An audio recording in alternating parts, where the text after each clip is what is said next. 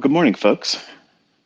Not sure if you guys can hear me good, if the volume is good, if it's okay audio. Give me a 5x5, tweet right to me, and I'll be able to know that you guys can hear me fine. If not, I'll reset it and start it again.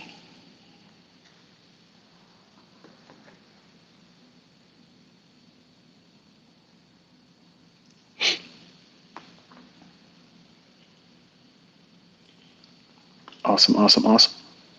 Hope everybody's doing well. I am actually having a wonderful, wonderful Saturday. I enjoyed the first day. If you guys give me a couple minutes, I promise it'll be like 3 minutes or less to update you on everything personally. But I lost one of my boxers on the 11th of this month, and that's been very depressing for me. And I've really not had a whole lot of mojo to get out here and produce much content or do very much of anything. So, in our struggle of dealing with that, because I view my pets as part of my family, they're not just dogs, okay? And she's always been a very important part of my life and my family. So we were hurting. I was hurting a lot. And I told my wife, I said, I'm never getting another dog. Like, I can't do it anymore. And I realized that I need to have someone else to love in addition. So I told her, I said, let's go get another boxer. We went and got two of them. So I said, well, if we're going to get one, we got to get two. Because Bailey, she's getting older too. And if she passes away, we're going to be in that same situation. So we bought two boxers that are absolutely beautiful. Piper and Scout are their names. So Scout's the brindle colored one, and fawn one is Scout. So anyway, I'm upbeat. I'm having a wonderful time. Yesterday I tweeted, I said, a teaching later today. I was so out of whack, I thought it was Saturday. Like, I literally thought it was Saturday when I sent the tweet. And I blocked some guy saying, if you're going to make a commitment, to teach something, stick to it. I had to block that guy. Sorry. So if you respond under another account, just don't do that stuff to me again, because I don't owe you anything. But that's where I've been for the last couple of weeks. Mentally, I've just been not really in it. So today's discussion, we're going to get to it now. I mentioned in the title, it's more or less an advice for a son who trades. And it's easy for all of you to take this also as a means of building a foundation. The assumption is that the listener has gone the route of a funded account trader. Now, I'm going to say some things in here that's going to probably piss off a lot of the funded account companies. It's not my intention to do that, because if it was my intention, I would just tell my son, don't do it. And I would just throw $50,000 into an account and say, here, let's just do that. But he wants to do this on his own. And I have to appreciate and respect that, as any father would. I don't think it's the right way for him personally, and he's found that out. Okay, so just know that if you're going to be a funded account company and you're listening into this, just know that I don't have any particular beef with any single one of you, but I know that there are a great deal of hurdles that the average person goes through. And while it may be said that funded account companies do this and do that for the client, there are some things that are glaring, obvious mathematical hurdles that most people don't look at it. And I'm going to kind of like talk about that today. So it kind of makes it even harder than trading really is. And I'll touch on that. And my son now knows what that feels like, which is what I was trying to spare him of. And once you have those cuts, once you have those deep cuts mentally about losing, about measuring up, and falling short of goals, which is fine. That part's fine. Falling short of a goal, as long as you're moving in the direction of your goals, and my belief is that that's fine. Because nobody's going to get it 100% right from the first step into any journey. It just doesn't work that way. And this is absolutely not going to be the case for any of you, because it's very challenging. So obviously, I mentioned over the last couple months that my son Cameron, who just recently turned 18 in February, he's took it upon himself to want to come out here and try to prove to the world his dad is ICT and he can teach people how to do this and yada yada, and he's going to go out here and make money and go after the trolls. That was his mentality. That was his whole reason for doing it. And while that may be admirable to some of you, I thought it was rather stupid. And I told him this before. I said, you're going into this for all the wrong reasons. You're going in to do something other than be good at it for the sake of being good at it, and identifying the fact that it's going to take you time. It's going to take you time to get over all the learning hurdles, all the things that you're going to discover about yourself, the things that you thought you were going to be strong at, they're going to be the weaknesses in your trading. And it sounds like it can't be possible, but it is. You're confident in your ability to do things that are outside of trading. So therefore, a male mindset, and he's the one out of all my kids that are most likely to be Mr. Testosterone. Okay, he's the largest of all of them. He's bigger than I am. He's taller than I am. He's stronger than I am.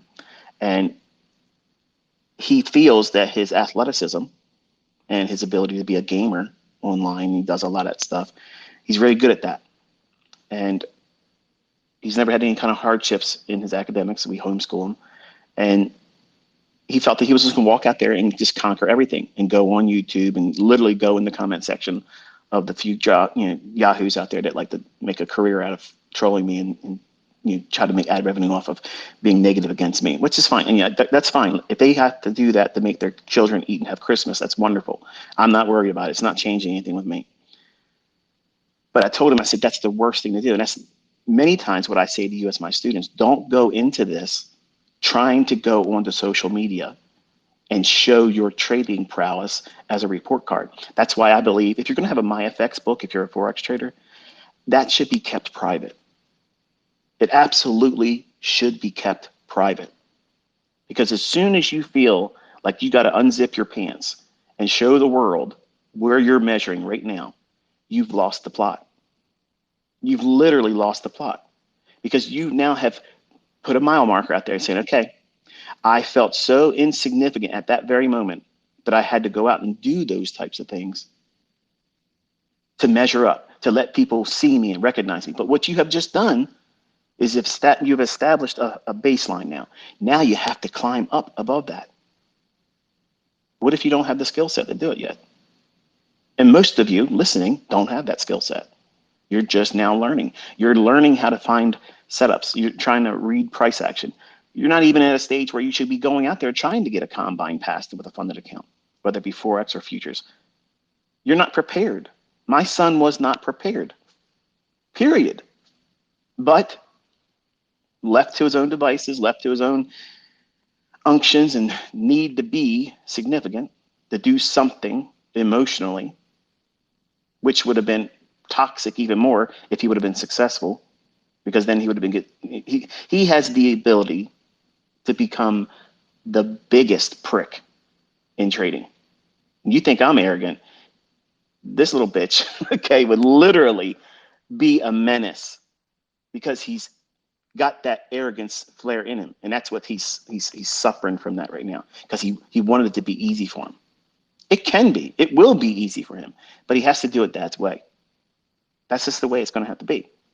And the things that I was trying to spare him and what I try to spare all of you who listen to me, I try to tell you how to go into this with the right mindset, because you can make as much money as you want, but you have to be willing to lose as much as you can afford. Think about that. That's a sermon in and of itself. I could teach on that whole premise right there for the rest of this year and not scratch the surface of the importance of knowing what I just said there. But all of you come into this and you want to do something Olympic. Go out there with the least amount of experience, the least of know-how, no responsibility whatsoever, because it's going to be the funded account's fault that you lost. It's going to be TradeOvate's data thing because you lost. Let me tell you something. Cameron got funded, yes, but you know what? He blew one of those accounts. He had 4 of them going because they were like $49 or $50. I think it's $50. Don't quote me. I might be saying that part wrong, but he had 4 of them going. And his mentality was, I'm going to get one of them. He got one of them, but one of them he lost. And he bitched about how he didn't get the fill he should have gotten, but he let it ride. And Top Step, if you're listening, do not give him a credit. I'm not asking for fucking charity for my son. Don't do it. He needs to understand that that was the wrong way to do it anyway. But there's always going to be some reason for the inexperienced, lack of self control, no discipline mindset to blame everything and everyone but them, because none of these funded account companies make you push these buttons. None of them do. Not one of them. You do it. You come to the conclusion, whether you learn something from me, whether you learn something from somebody else, or you've invented something and pulled shit out of your ass. It doesn't matter. You're doing these things because you feel the initiative to go out there. Hey, I'm going to do it. This is my way, and I'm going to do it. And if I fail, I'm okay with it. But when you realize that you now aren't successful and you blow out that combine in short order, now you're wrestling with something that you weren't prepared for. That's the reason why I teach the way I do. If I was honest, I believe that less than 20% of my listening audience is going to be successful. Less than 20%. Not because of the ability that my concepts can find setups consistently. It's the fact that human nature is what it is. Like, you don't have any sense of accountability whatsoever, except for your own. And if you don't develop that initially in the beginning, well, who's going to hold you accountable? No one. And my son had money to pay for these things. So therefore, he's accountable to no one. Dad's not paying for it, so I don't owe him an explanation. But I'm going to do it, and I'm going to prove him just like he thought he's going to do, like his son, his brother Cody, my oldest son. I told him, don't touch crypto. It's toxic. It's poison. I'm telling you, don't do it. You're going to lose. You're going to lose. You're going to get your shit tied up in some kind of bogus broker account, and you ain't going to get your money. Well, guess what? Just under $30,000, he can't get it. Well, there you go. Didn't learn. This one here, the most arrogant of all my boys, really the only arrogant one. I'm going to go out there. I'm going to conquer futures. And I'm going to do it without your money. You're not going to help me because everybody's going to say that you did it for me. Well, hey, I can appreciate that. I was like, man, if you listen to me, son, you'll be able to do this in shit easy. It'll be easy. It'll be a cakewalk if you just listen. But it's not going to be as fast as you want it to be. No, I ain't got time for that. I got trolls to slap. So what did he do? He rushed.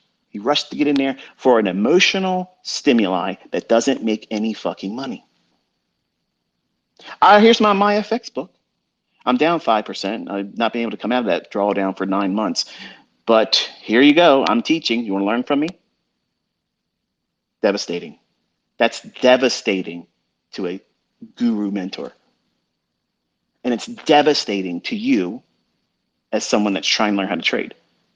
Should you have those KPI stats, those measurements, those tools to measure your ability to manage risk? How do you come back from drawdown? What's your accuracy? What's your R multiples? All those things. Should you have those? Yes, but they should be personal. Everything in trading should be personal. Absolutely must be personal. Does the idea of you becoming an entrepreneur, does that excite you? Does that get you thinking, like, I would like to do that? Most of my audience probably would think that's a great way of viewing life and say, I'm going to strive to have my own business and I'm going to treat trading as my own business. That's wonderful. And I wish you nothing but success. And I'm trying every time when you have time to listen to me, when I'm presenting these presentations, whether it be in this Twitter space or if I'm doing lectures on my YouTube channel, my intentions are to help you identify the things that might become a problem that you don't really recognize right now. And you won't see it coming otherwise. And then it'll be easy for you to feel like I just saw one of the young ladies that follow me on Twitter. She tweeted yesterday, that's it, I gave up, I'm done. No, you're not. Trust me, you're not. You're just frustrated and you need a break. So take a break. If you have tried to do these funded account challenges and you failed, stop. Don't even do any more of it this year.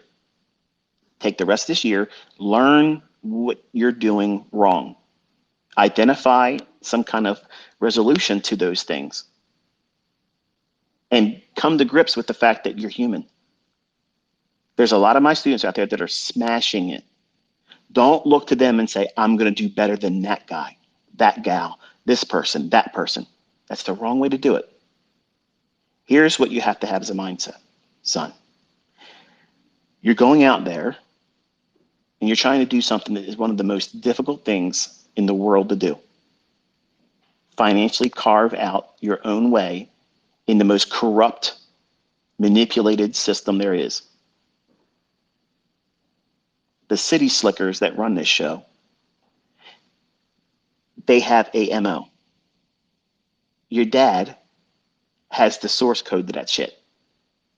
If you just listen to me and help yourself get over the mental hurdles that's going to keep you from doing it correctly, once that part's figured out, it's easy.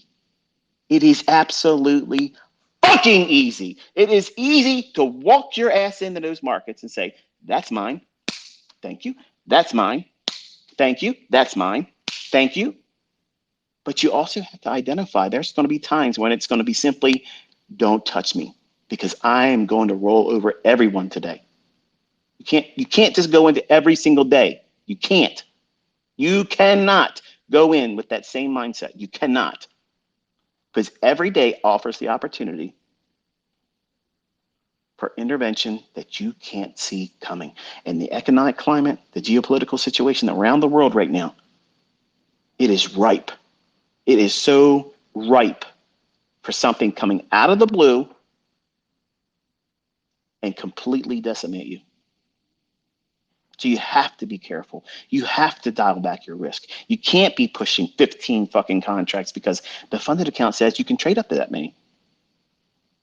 It doesn't mean that you're not my son if you don't do 15 contracts because that's the maximum they allow.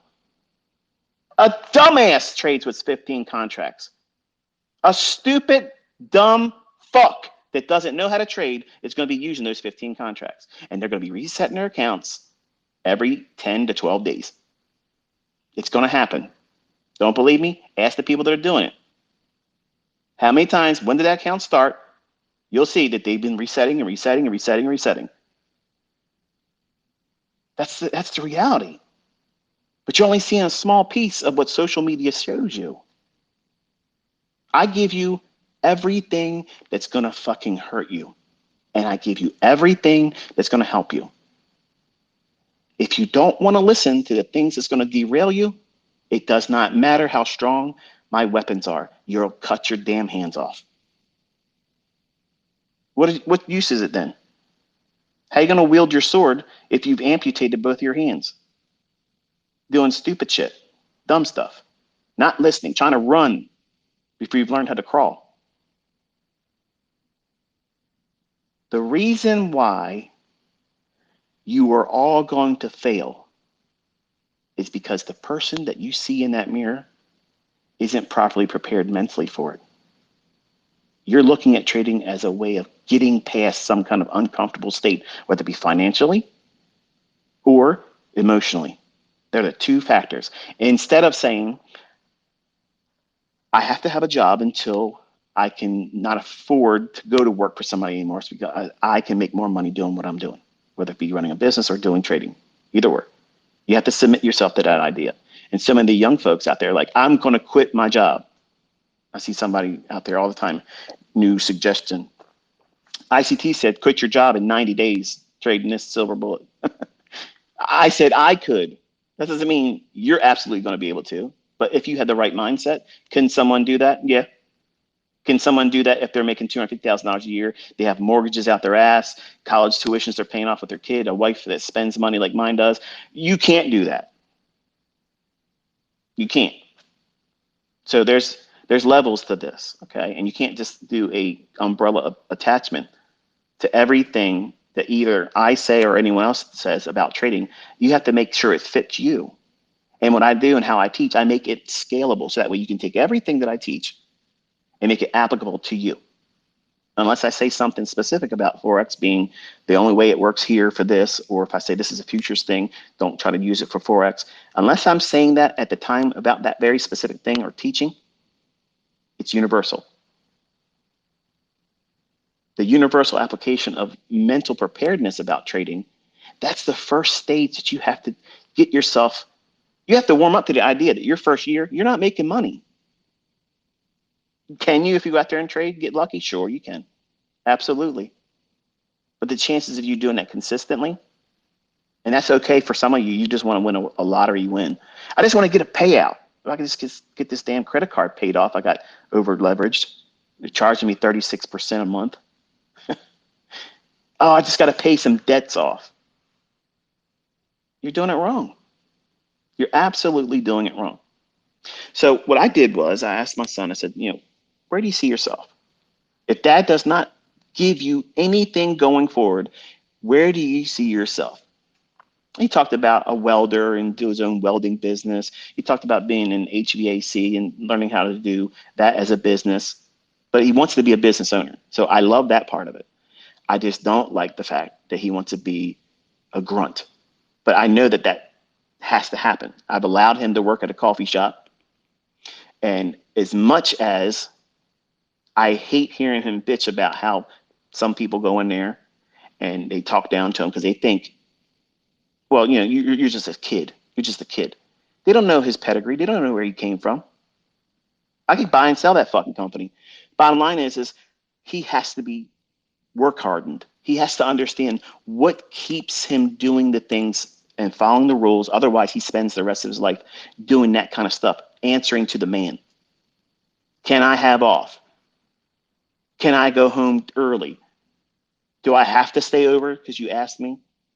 Can I get a vacation on this week? See, these are questions that I don't want my children ever to have to ask for.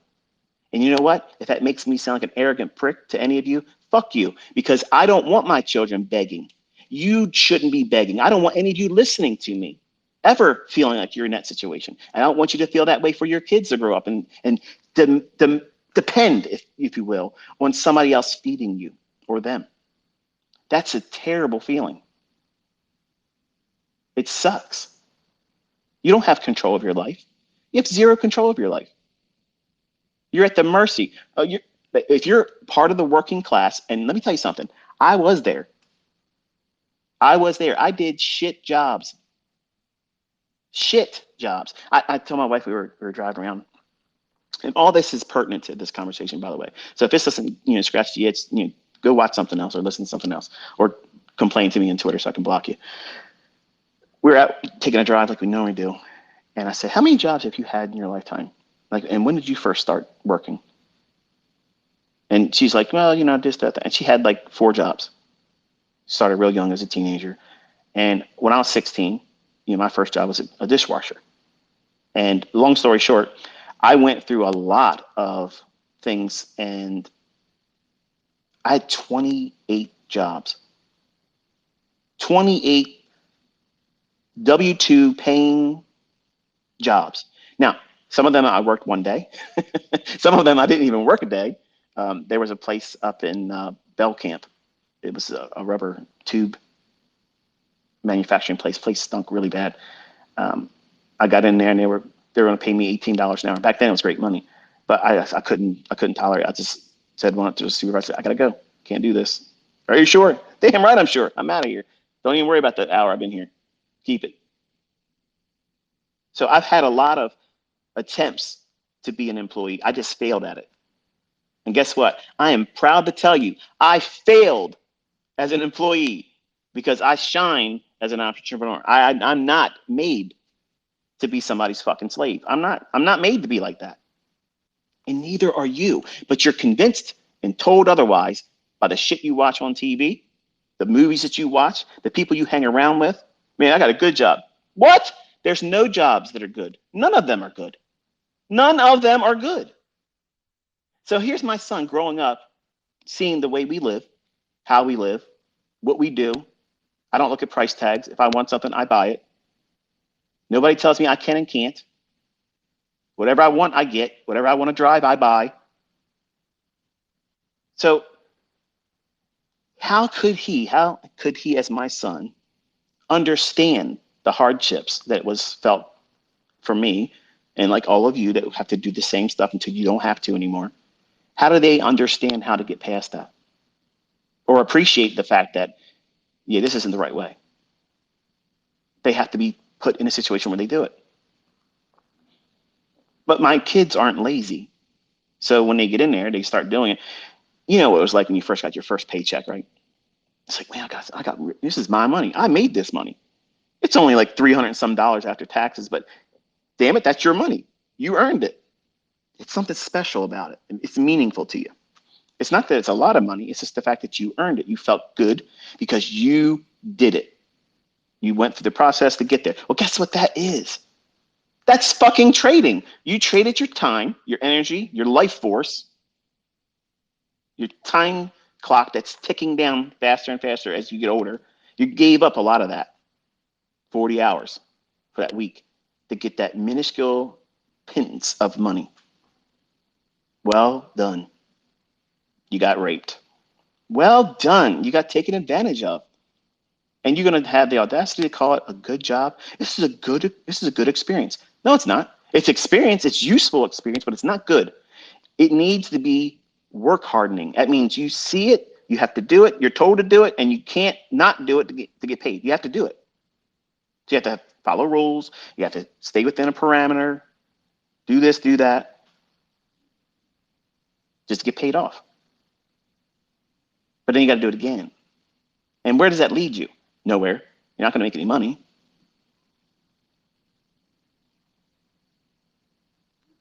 So he has this mindset now. He doesn't come home defeated. He's just irritated because some people will come in and complain to him. But now he's got that feeling, what it feels like to someone look down at you. I needed him to feel that because he's a despite being arrogant, he's a likable guy. Okay, and nothing that I'm aware of, none of his friends, and he don't seem to run short on friends. And the girls that he pal around with, he's got one he's steady with now. She's getting ready to go to college. She leaves in a couple weeks, so she's leaving state to do her veterinarian career. So I told Cameron, I said, listen, this is such a perfect opportunity for you because here's what you can do. You can, if you decide that you want to do something blue collar like the HVAC tech and you want to go into running your own business like that as a the end result, that's wonderful. But this right here, this is the real thing. That is this a plan B that you don't really hope to even worry about. But you're doing that because her parents, they don't understand what we do. They obviously see how we live, but they don't understand what we do. As traders, it doesn't make any sense to them. Like, how can you? They don't understand that I make literally their entire year's salary in one fucking day to combine. And she's a nurse. In one day, one 24-hour interval, I make more than both of her parents' gross annual income in one 24-hour period. I do that. They can't comprehend that. That's unfathomable. What are you talking about? That's not even trying. That's just what it is. And none of your friends and your family are going to understand that when you start becoming madly successful too.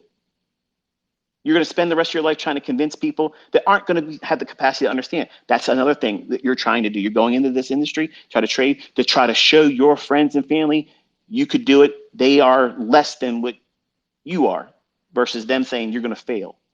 It's a pipe dream. And there's nothing wrong with using that as steam. So when you get those mile markers and you reach that next plateau in your development, and you understand, you get funded or you get a payout or you're making money, look back and reflect on that and say, yeah. But that's for your journal. That's not for you to go up to them and say, hey, motherfucker, remember that time when you said blah, blah, blah? Look what I'm driving now, bitch. Look what I'm now. I'm making all this money now, but they're not going to look at you and say, wow, well done.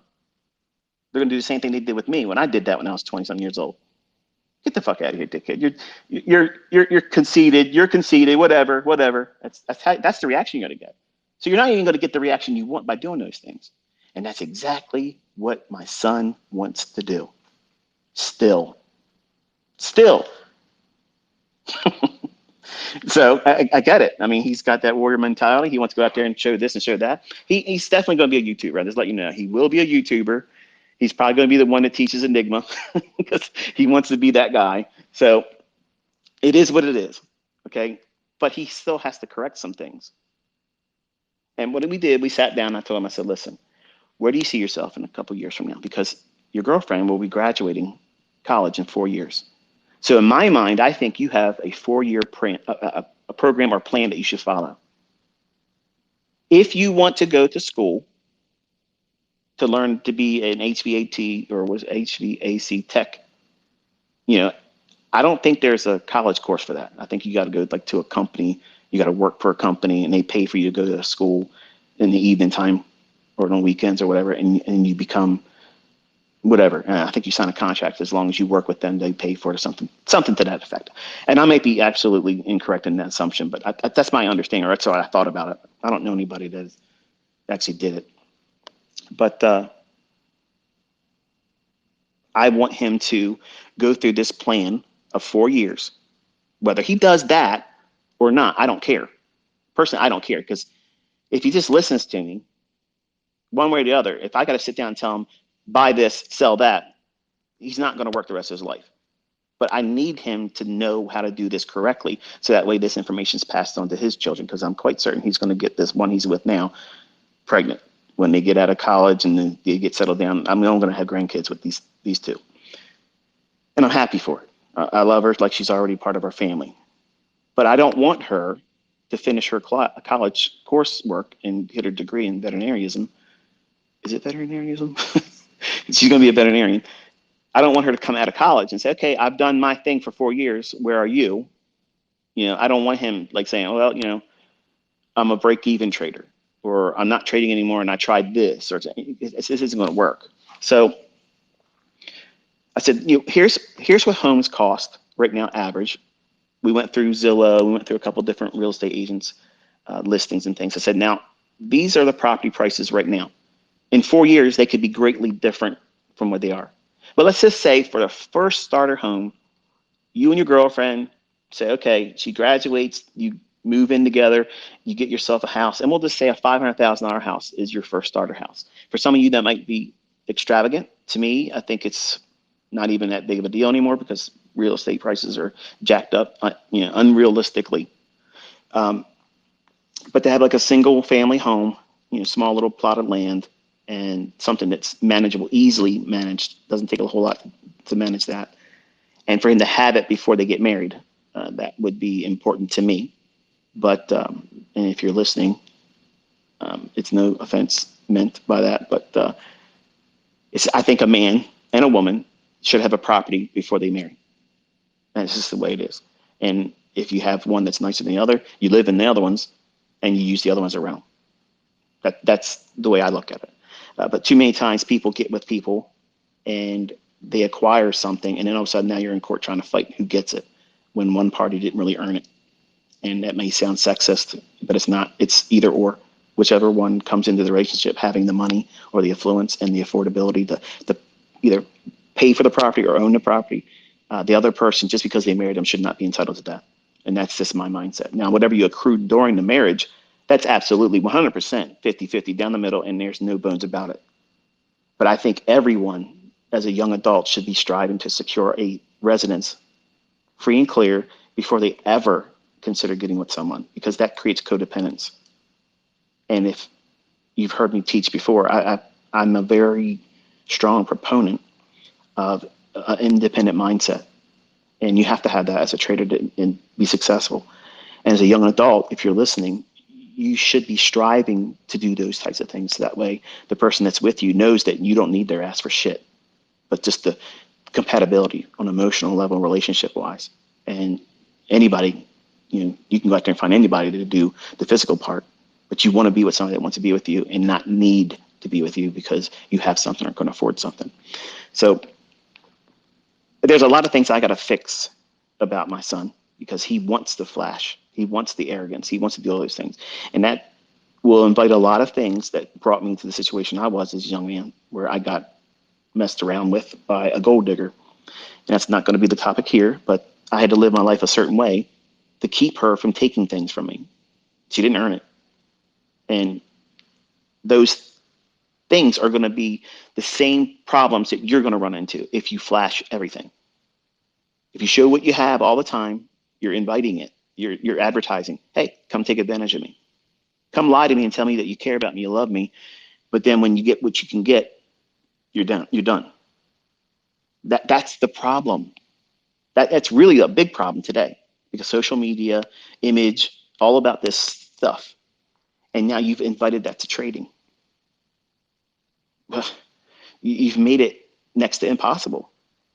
You can't not be emotional about trading now. If social media is a large part of your trading and you're successfully, consistently profitable, wow, that is saying something, because I don't believe that that helps anyone. It makes it harder. It means you have to live up to some expectation. So we sat down and I told him, I said, listen, let's assume for your first property, it's going to cost you $500,000, and you want to have some money in the bank. So after you pay the house off, say you got to have $150,000. So you're looking at $650,000. You got to have that in 4 years. So how are you going to do that?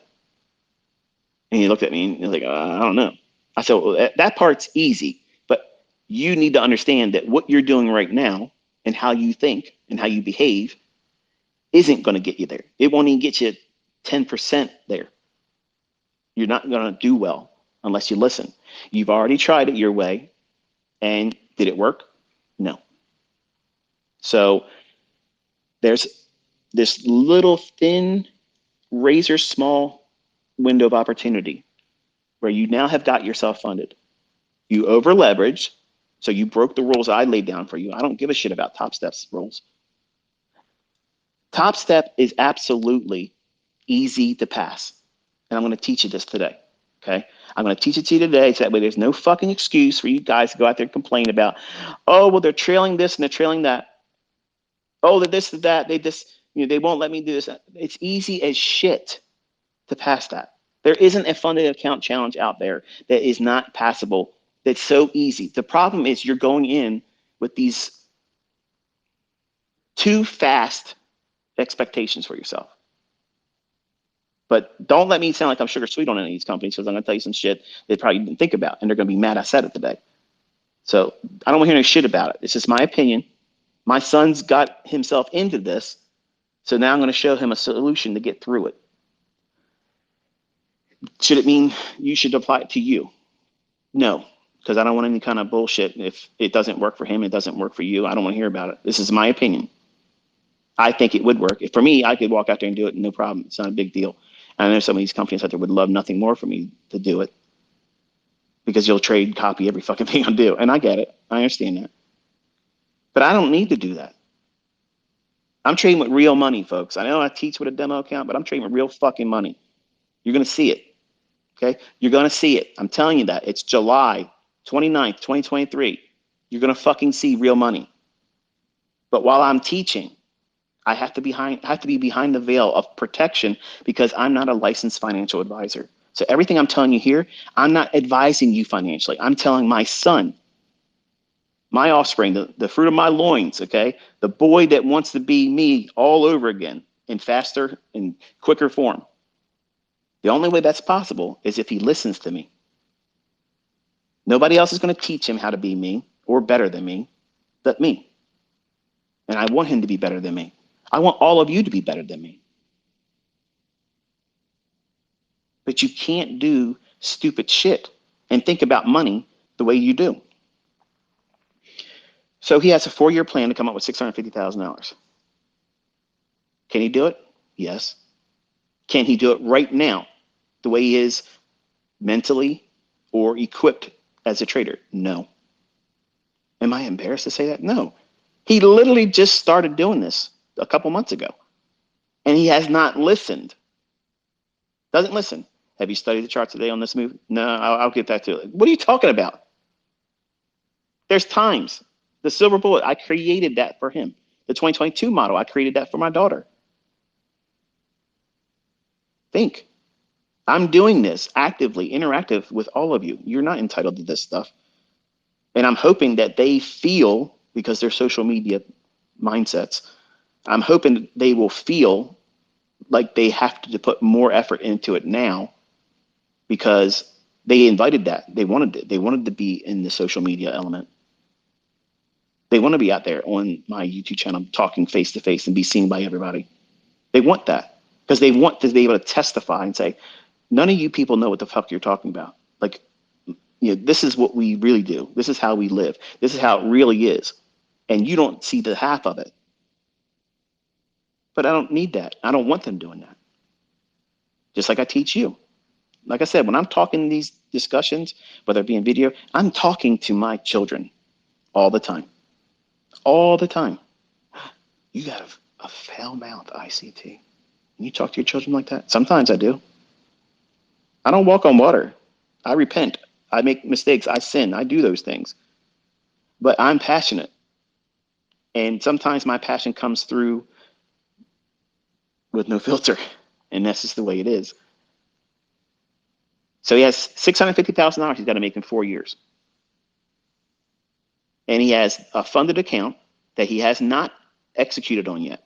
They sent him an email. They finally got his email resolved. And he said, okay, to start your funded account, you have to pay some kind of, I don't know what it was, some kind of fee, he said it was. So, okay, it's fine. I know they expect you to pay something each month or whatever. So let's talk about that. Let's get this stuff out of the way because I know some of them are just waiting on bated breath to hear what I'm going to say about them. You ever think about what combine you're going to do? I know, like I'm going to use Top Step because that's the only one I've seen because of my son being involved in it. That's it. Okay. The idea of going in with a $50,000 account or a $100,000 account or funded to $150,000. They have like a thing on there, at least when I checked it this morning before I got on here, because I want to have some of the numbers correct before I started talking about it. I didn't want to be saying things that were not accurate at the time of this presentation, which is July 29th, 2023. They have the most popular is the $50,000 funded account challenge. And this has been said many times, not just by me, but other people too. And people that are really aware of what's going on, that even are funded with them, that have received payouts. When you say, or you get a certificate, or you're funded as part of some kind of $50,000 account, or 100,000 or 150,000, you don't have 50,000 or 100,000 or 150,000. You have as much money as they'll let you before they stop you from trading. So in reality, what you have is for a $50,000 account, you have $2,000 trading account. That's it. That's all you got. For $100,000, you have $3,000. That's once you lose that, you're done. You got to reset or walk away. And for 150,000, you have a $4,500 account. So for any of you that are out there trading with multiple mini contracts, trading with that size, you're fucking stupid. Okay? You're absolutely fucking stupid. You're literally over leveraging to the fucking gills. You have no idea what you're doing. You're the worst fucking money manager there is if you're literally trading more than one contract on any one of those things. If you're trading a mini, one singular mini with that $50,000 funded account, you're absolutely going to blow your brains out. You're going to fail. You're over leveraged. Look how fast NASDAQ moves. She likes to run. Once she stretches her legs and starts finding her stride, it can really gallop. How many of those points can you handle if you're doing the maximum of 5 contracts? Because that's what they offer. You can trade up to 5 contracts. Here, you want to play Russian roulette? We're going to give you not just one handgun with one bullet, but we're going to give you fucking 5. So that way you have a real good chance of blowing your brains out. But they didn't do it. They didn't make you push the button. They're just making it available to you because that means that they're likely to get reset and you're not getting funded and you're not going to have to pay out to any of these people. So while there may be a lot of things to say about the companies that do these things, and truth be told, if these things were made available to me when I was younger, I would have done it. I absolutely would have done it. I would have done most likely worse than what my son did here. He's done a lot of resets, and he traded through. He used his older brother Caleb. He let him set it up, so we weren't aware that any of that was going on. Even though Top Step could say, "Oh yeah, Caleb was in here too." Caleb was only letting him use his bank card. Now he's 18. Now he's got his own show, so he's doing it there. But that's who it's been. And he tried to do things where he was not prepared, not knowing what he was doing. And what's the results? As you would expect, unsuccessful. Not even doing anything I taught him. Not one thing. Just thinking, oh, it's moving really fast. It's going to keep moving. That's the mentality of a momentum trader. You have to know what it's doing. Where's it going? Can you get lucky doing that? Sure you can. There's a lot of people doing it. But we sat down and I told him, I said, right now you have, once you pay whatever that fee is, you're going to have what is considered a funded account with Top Step for $50,000. Okay. You do not have $50,000. You have 2,000. Now, here's what I want you to understand, folks listening. Okay.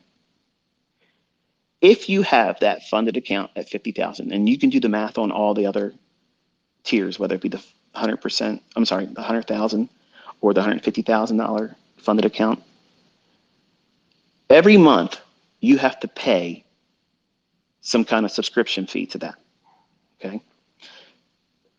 Here's the part of the financial illiteracy none of you are tapping into and correcting. The fact that you're trying to say that you have a $50,000 account, and my son, once he gets the fee paid, he does not have a $50,000 funded account. He has a relationship with a company that says we will pay out 90% on anything that you earn, as long as everything that we've given you in terms of parameters are met and not exceeded. Okay, wonderful. But you don't have a $50,000 account. You have a $2,000 account that you have to pay. And if they do raise the money back up to their right now, it's it's $49 a month. And I'm sure they probably got a lot of people sign up because it got real cheap. And that, to me, I think that's what they should do, because the stats are going to stay the same. Most people are going to fail. If I was Michael that runs Top Step, I would literally keep it $49. The pay structure they have right now, I would keep it just like that. The fucking volume that's going to bring in would way outdo what they're going to do, because number one, there's a lot of shit going on because the TradingView and the Trade-Evade link up, it's not available anymore. And from me and my community, we're crew TradingView. Okay, and I don't have any affiliation with them. They don't pay me. They've asked me to have business relationship with them a couple of weeks ago. I said no. I don't do any affiliate, nothing. So my opinion is absolutely mine. It's not influenced by anybody paying me. It's just, this is my opinion. And if it's good, it's great. If it's not good, accept the fact that it's my opinion. I don't want any kickbacks from any company. I'm not interested. But eventually, if they take it back to what they were expecting people to pay, I think, if I'm not mistaken, it was $165 a month. Okay. So if you have a $2,000 trading account, not $50,000, you have $2,000. And you're paying $165, you're basically in a credit card format. You're paying 8.25% to have access to $2,000 that doesn't even exist. Hello. That's like fractional reserve banking. Listen, I'm not knocking them. That's fucking amazing. If they have people constantly coming and doing that, that's wonderful. My job and role as a teacher is to show you there are weaknesses. There's things that you can exploit. You can beat their ass.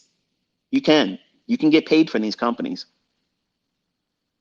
I have students that are doing it, but most of you don't know how to view this stuff. Think about it. Have you really strongly considered the monthly fee and what you're really paying? You're paying the equivalent of 8.25% interest, whether you make money or not.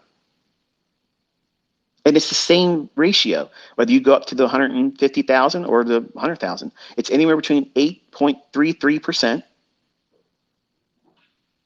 or, in this case, 8.25% for the $50,000 account. So out of the $2,000 that you really have access to, you're paying $165 a month towards that. So you're paying 8.25%. So you now have to do what? You got to make 8.25% just to break even. None of you can fucking probably do that now, even in a demo account. But you're in a rush to get out there and trade in these fucking combines. You're financially illiterate. That's why I talk to you the way I talk to you. That's why I give you all of these things to understand how you're supposed to think about money, how you're supposed to behave, how you're supposed to conduct this as a business. When you trade with these companies, this is exactly what I'm having my son do. Because he's not going to stay with this company, and he's never going to go into another funded account, ever. He put money into it. We're going to take that money back. He's going to make probably $10,000, and then he's stopping. Then he's going to take that $10,000 and he's going to put it in AMP futures. He's going to trade with a real broker that pays commission, and he can get a fucking wire withdrawal every single day when he makes it. There's no, you got to be profitable 4 days, 5 days in a row, minimum this, minimum that. If you make money, you should be fucking pulling out the money. You should be able to do that. All of these companies, all of their rules are meant for you as a highly probable failure as a trader. Their likelihood of paying out is so small. It's a wonderful business for them. And they look like they're helping everybody. And for the people that know how to exploit, just like card counters. And all my students, I'm teaching you how to count fucking cards. They don't want you in there when you start beating their ass. But they want to put a copier on there or not. They can't try, they can't copy everybody. Okay? Because the flash in the pan guys that come in there and do it real quick, boom, make your money, get out, and then go trade with a real broker. If you're stuck and you don't have the money to do it, and you can't scrape up the amount of money to be properly funded, and you're probably saying, well, $10,000, Michael, that's nothing. You don't even know where I'm going yet. Just sit down. But you're trading with $2,000, and you're literally trying to trade with a mini contract, whether it be S&P or NASDAQ. You have such a small razor edge to walk on before you're ended, just because of the natural volatility that we have in the markets right now. And I'm sorry, listen, folks, I'm sorry if you think I'm beating up any one particular company, or that's not what I'm saying here. And if you own one of these companies and you're pissed off right now, you know what I'm saying is the fucking truth. But I'm also going to tell you that this is a viable option if you listen to what I'm going to say in this presentation today. If you follow these fucking rules, you stand a far better chance than doing anything else out there. I don't need to do a funded account challenge to know how to whip their ass at it. I don't need to do that. I have the perfect laboratory experiment right now because my son listened, pushed the button, now he's funded. But he needs to know how to do it. That's why I'm invested into it. That's the only reason why. I want him, he wants to do it with his own money? Wonderful. You don't want to take my money? Wonderful. So now, listen. Go out there, do what I told you to do, follow the rules, learn how to follow the rules and be comfortable doing it. Be comfortable taking a loss. Don't try to trade with the largest position. You're going to do it with the least because that's how you beat them. They all are inviting you to use the big battle axe. Here, come in here and use the fucking bazooka. We can let you trade up to 15 contracts with a $4,500 account. What the hell? AMP futures will let you trade full mini with $300 margin. There you go. So there are brokers out there that will let you trade ridiculous leverage, which I think that is absolutely ridiculous. But you're all thinking, because here's why you're thinking you have to have big leverage. Okay. Every time Dick and Harry and Patrick will want to swing with 15 contracts because they know in their heart of hearts they're going to have the inevitable tailspin and blowout. So they want to get those big wins when they're on a roll, but they already know deep down inside in their conscience, they know that one thing's coming, and it's the thing that you don't see. That's the part that social media hides from you. The people that are on social media, they hide that. Here's the challenge for the people out there that say, I am a funded account challenge beater, and I am trading with a funded account, and this is what I'm making today. Show us the end of the fucking year. Start right now, the Monday. Forget, we'll expunge the career up to now for this year. Start your account funded combine on Monday. Get funded. Show that publicly what the account number is. Okay. And go through the logic of showing it every single day and how you got paid out at the end of the year. Do that. Because that's what I don't see. I don't see that with any of these guys or gals. And you're not entitled to do it. I just see these personalities out there. They're trying to say, because I'll teach in the demo, what they're doing is far better. When you're not seeing anything except for one small little snapshot of this is what I did today. And the account numbers they've been showing don't even match the ones they had 2 months ago. So that's not the same account. That's reset. How many times did you reset? My son did dozens of this shit. He's wasted money on that. I'm not hiding that. If Top Step was on this fucking thing, they would tell you, yep, that's exactly true. And this is the only one he got past. And he only passed it because I was over his shoulder saying, do that, do this, stop. That's the truth. But he has to do this himself. He has to do it himself. Otherwise, he doesn't know how to do it. And that's what I'm trying to do. I'm trying for him to learn how to do it independent and successfully independent from me. I don't want to go in there and help him by saying, buy here, sell here, stop here, do this. I don't want to do that. Because if I'm doing that, I'm just going to do a family funded management account, which is an LLC. And if you want to learn about that, I'll do it in another Twitter space. But you can create all these things where your children can draw salaries from. And you just do one thing and that's it. They live off of it. That's my plan B. If none of my children, and they have till 30 years old, if they don't know how to do this and they can't do it, then I'm just going to run an account where they make $100,000 a year, and that's all they'll ever make from me. But I only got to do one thing, that one account, and I don't need to do shit to do that.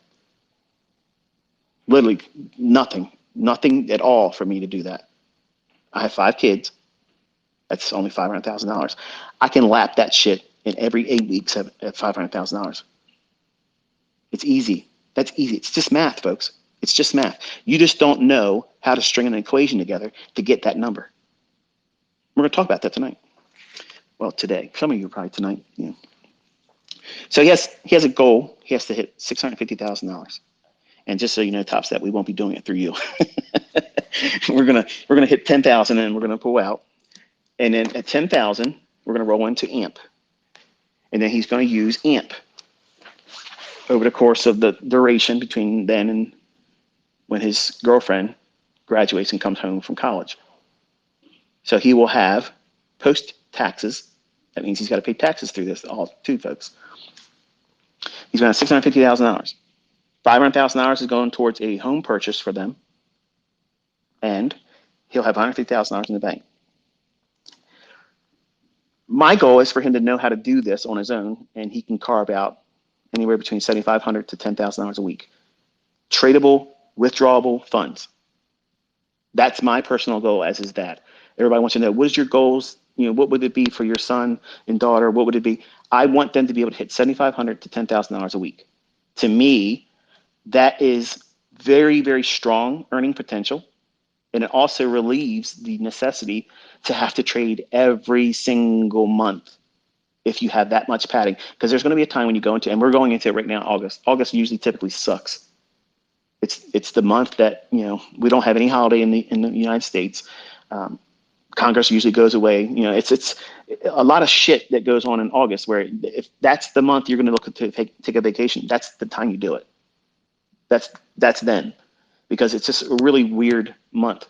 Now, because I said this, it's probably going to be an amazing, highly precise, technical month. And if it does, that's great. I'll be here for it.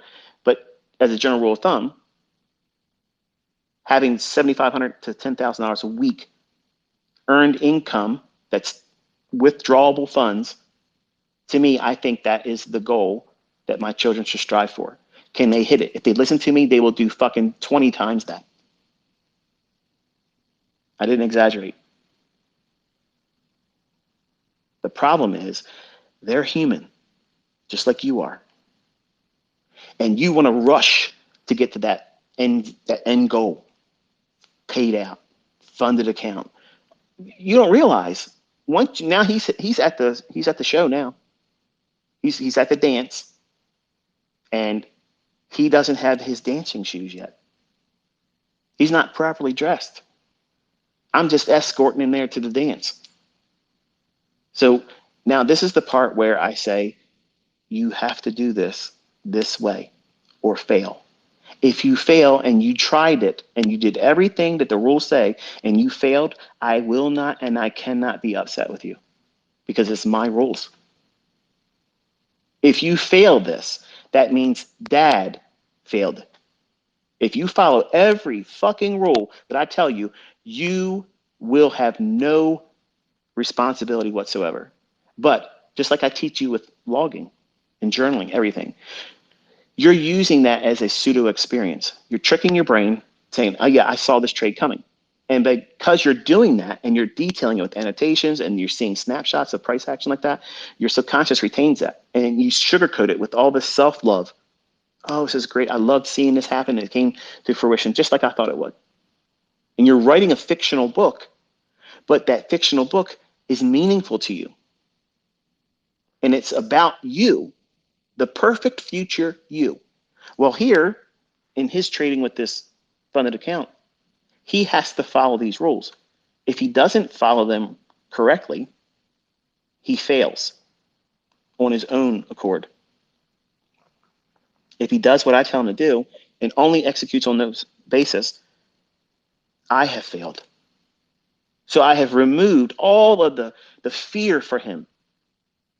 I've removed any reason to second guess shit. He has nothing to beat himself up about. But he has to show up at the right time and do exactly what these fucking rules are. I'm going to tell you. That's what we're here today for. Get to the point, ICTs is bullshit. I got things to do. There's a baseball coming on. I got to go somewhere.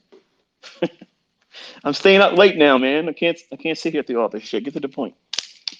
There's going to be like 15 YouTubers tonight splicing all this stuff into this next couple minutes and sparing you all the parts that were really more important.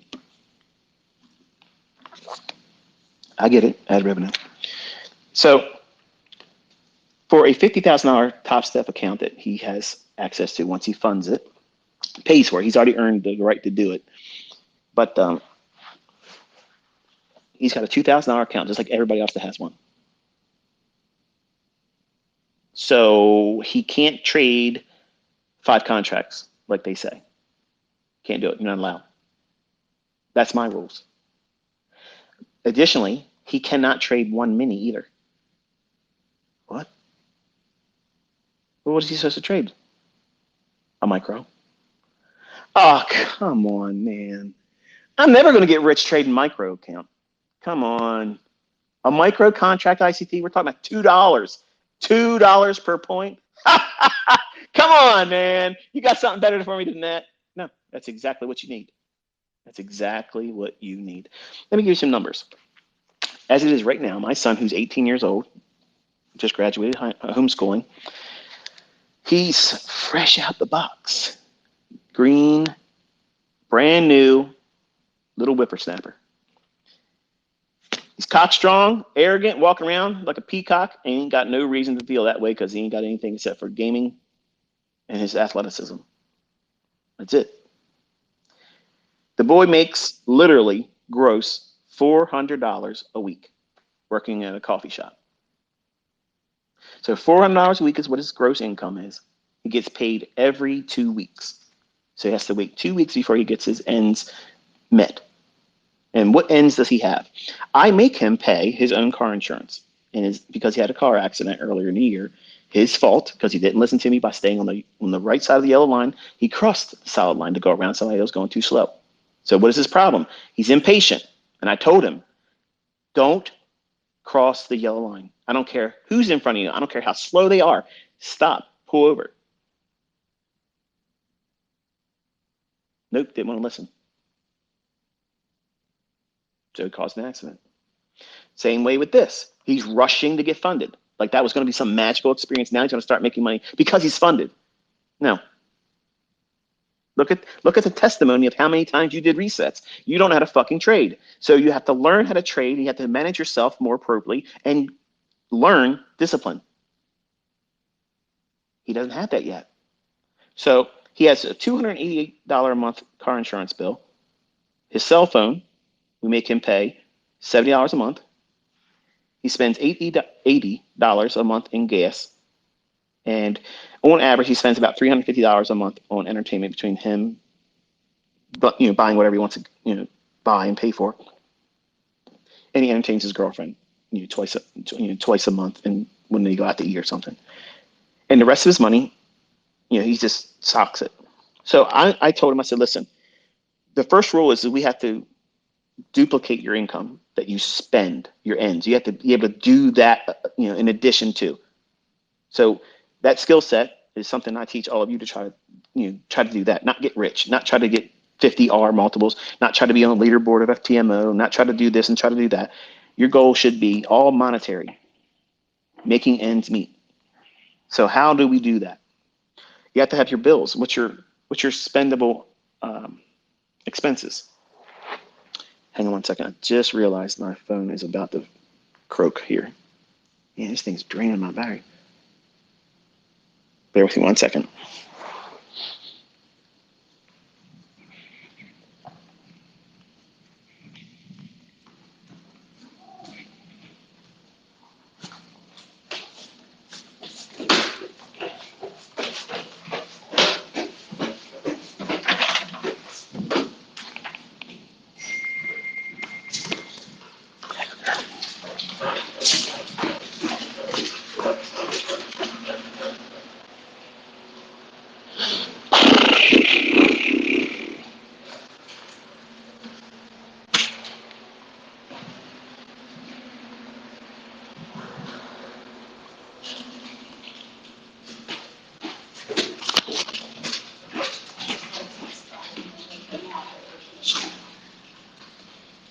Can you watch him for a second? I gotta put Bailey away. Can you watch him for just a second? Bailey, come on. Come here, Bailey. Bailey, come. Bailey, come on. My phone has 1% and I'm about to die. I need to go downstairs. Put them in the cage if you have to. Bailey, come on. Come on. Where's that little shit?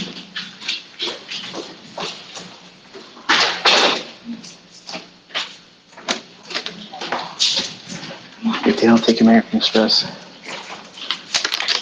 use this Discover card. Here, I'm going to put these right here. Okay. Come on, Bailey.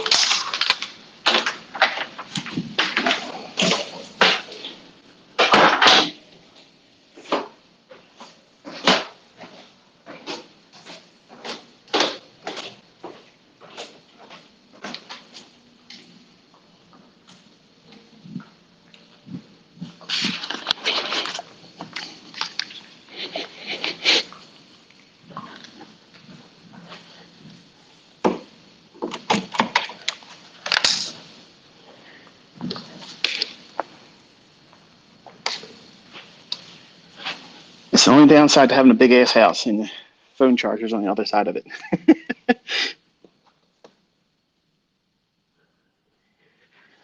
All we should be good now. So anyway,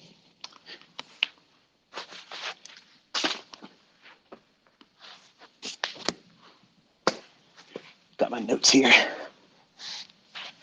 This is so unprofessional, ICT. Yeah, go fuck yourself. I'm spending my Saturday talking to you for free. So his total expenses come to $738 a month. So as an 18-year-old, he's got $738 a month coming out. He lives in my home. We feed him, except for if he wants to take his girlfriend or himself out to a restaurant or whatnot. So that's what I'm gonna say. Let's set a goal to make $1,000 a month. You have to do this 3 months in a row. You have to do that, because if you do something for 90 days, then you will see that that is something that can repeat. It can become a habit. I don't think 30 days is a groundbreaking thing that creates a habit, because anybody can do something for a month. Think about it. How many times have you done a diet? It should have been a habit. You should have been able to live the rest of your life like that. It's not. 90 days, every successful weight loss program or training regimen, the ones that are seeing the best results always do at least 90 days. Well, in this, because we're talking about money, 1 month, one snapshot of a day, I made this much money today. Look at me. Woo-hoo. It don't mean shit. It don't mean anything. This may not be a lot of money to you. It may not be a lot of money for anyone. But to him, it is, because I don't dole out money. Hang on 1 second. We have an air conditioner guy come in here. I had to make sure my wife had the credit card scheme. She's asking me something. They can't hear you.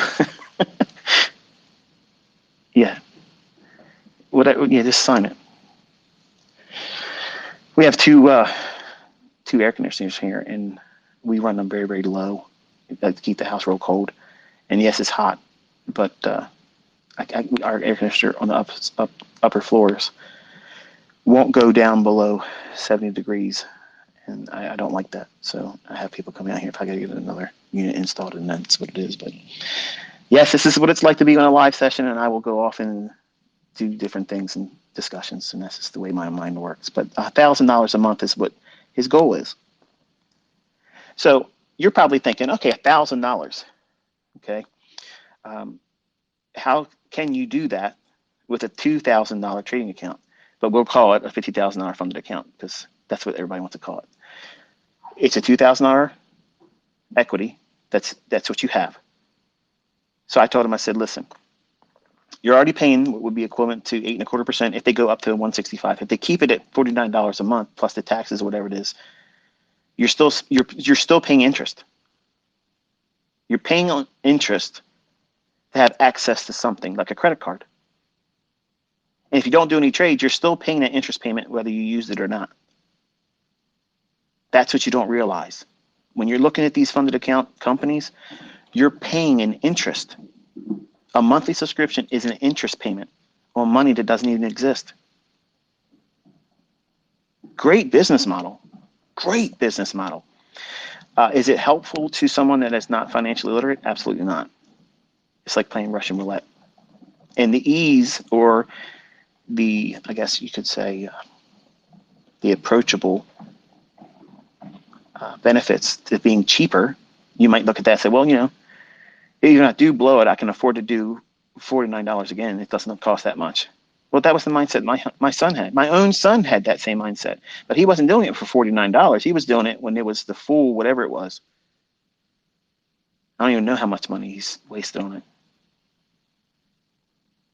But I had to get involved and intervene and tell him, look, you have to do this with a structured mindset. You just can't go in there and swing for the fences and just think something magically is going to happen. So I told him, I said, you cannot afford to trade a mini contract. And that's the truth, okay?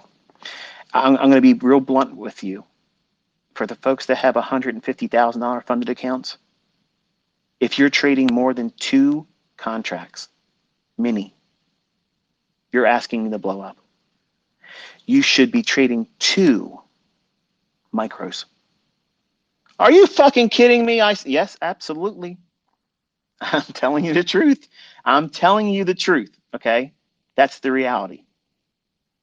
Because if you have the $150,000 funded account, you can only lose $4,500.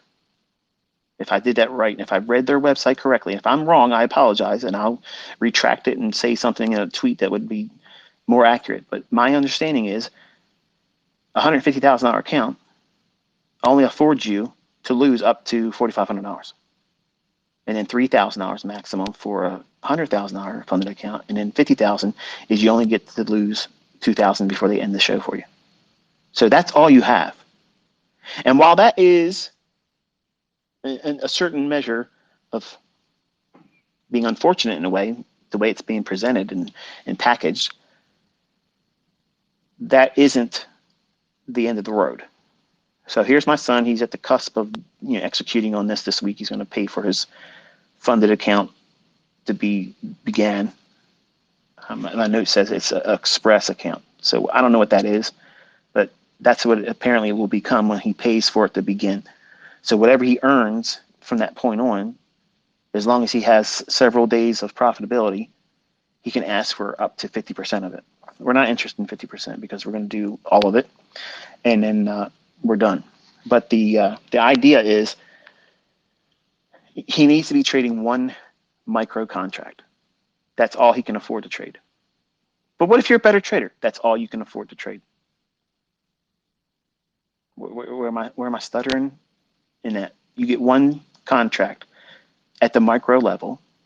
If you only can afford to lose $2,000, that means you're only trading with one singular micro contract. I see all these guys on YouTube. I watch them, okay? And I love the fact that they have the brass, the moxie to get out there and do that. And sometimes it's very entertaining, okay?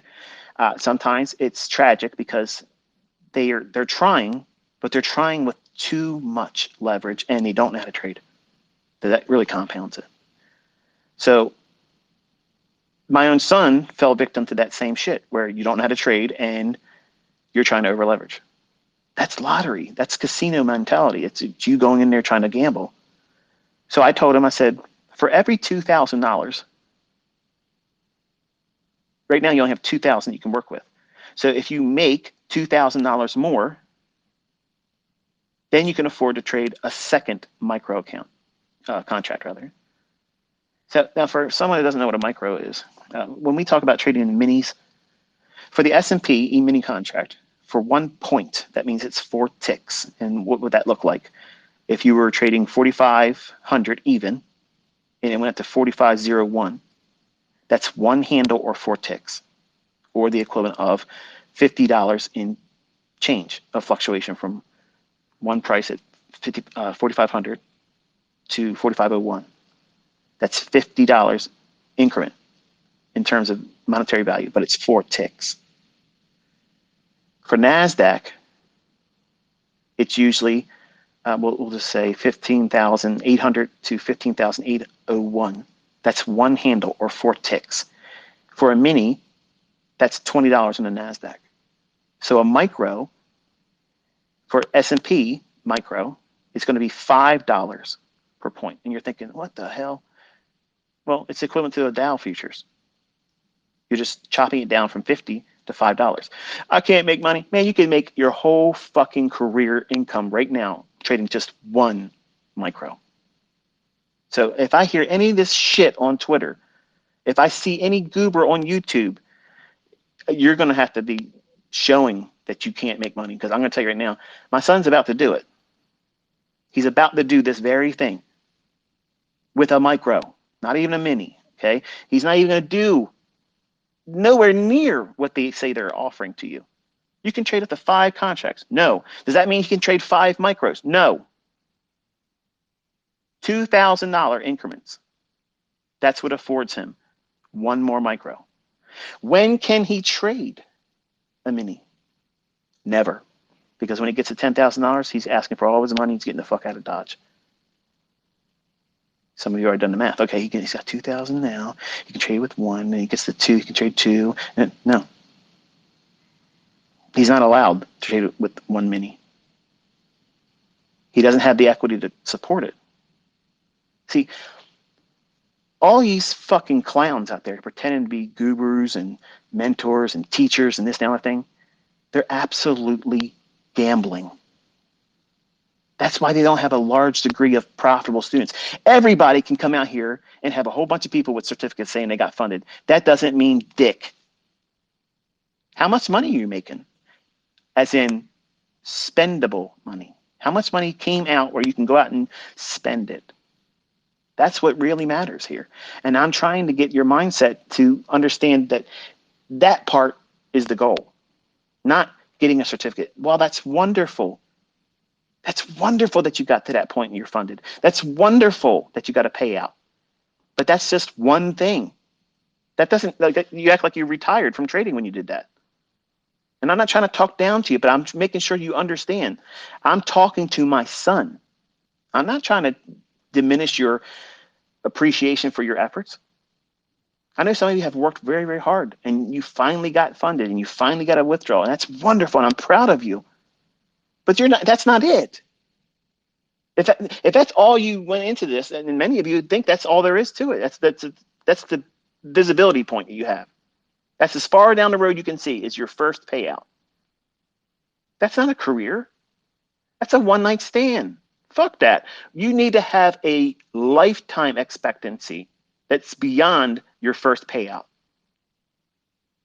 And truth be told, I guarantee you, none of you really thought about it like that until right now.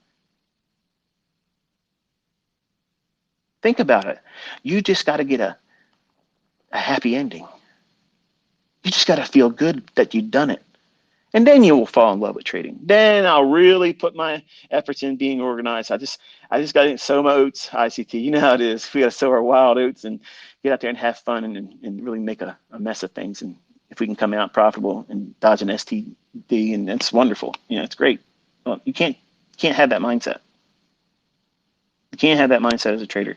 You got to be absolutely disciplined. So I'm forcing that on my son. These are his rules. $2,000. That means he's got one micro. For NASDAQ, that means he's going to make $2 or lose $2 per point or handle. A handle is 4 ticks. 1 point is 4 ticks. I use that term interchangeably. It means the same thing. So he cannot trade another micro until he makes $2,000. Wow, that's a slow haul. Yeah. Finding consistency, finding your way as an entrepreneur, a business-oriented mindset as a trader, it is a slow but steady pace. We're not gambling, okay? We're not out there trying to impress anybody. He is trying to work towards making his ends in this. It takes time. It takes time for you to understand what it is that you're supposed to be believing in yourself, that you don't have to hurry up. You don't have to hurry up. But you do have to outpace that 8.25% in that monthly fee if they go back to their regular charging. If they keep it at, the 70% discount or whatever, it's still a percentage, but you're still paying something, and you have to outperform that and still see growth. So his scaling is this. He's going to shoot for his NASDAQ minis. I'm sorry, micros rather. He's going to look for 20 points risk. That means his stop loss can be 20 points. How much can he lose if his multiplier is $2 per point? $80. Let me ask you something. If you lost $80 in your combine, would it shake you? No. Nope. But you don't think you're trading unless you're watching it go bananas. Several hundred points. I'm sorry, $700 up and down first minute or two in the trade because you're trading with the maximum lot that allows you. See, you're looking at it for the excitement aspect. You need to be fucking boring. You need it to be boring. When you watch the world, what is it? The poker World Cup. Do you ever see those players on the final table acting like they're on fucking cocaine, all hopped up? Hell no. They're dialed in. They're doing the shit that they know. They're following rules, showing no emotion until the hand's done. And then, yeah, okay, I played that well. I went all in. I got that. But then right back to what? Stone faced, no emotion, play the cards, play the player across the table. That's it. That's the rules. Push it when it's there, dial back and fold it when it's not. Well, here, because he has no fucking control over himself, Dad said, you get to trade one micro contract. Well, guess what that does? If you looked at the math behind trading with one mini, okay, you have the plug pulled on you at $1,000 loss on a $50,000 funded account. So that means they step in, they intervene and say, okay, you've had enough fun for today. It's too much internet for you. And they stop you. That's wonderful.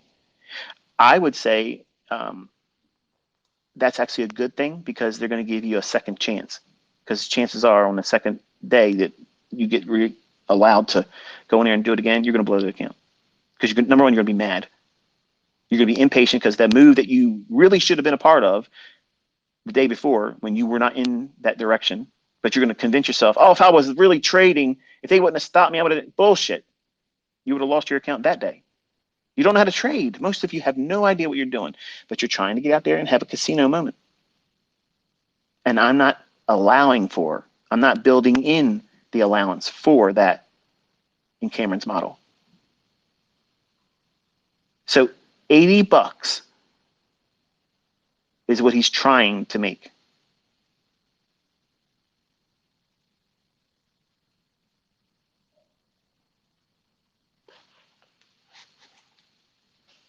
$80 of $738 a month.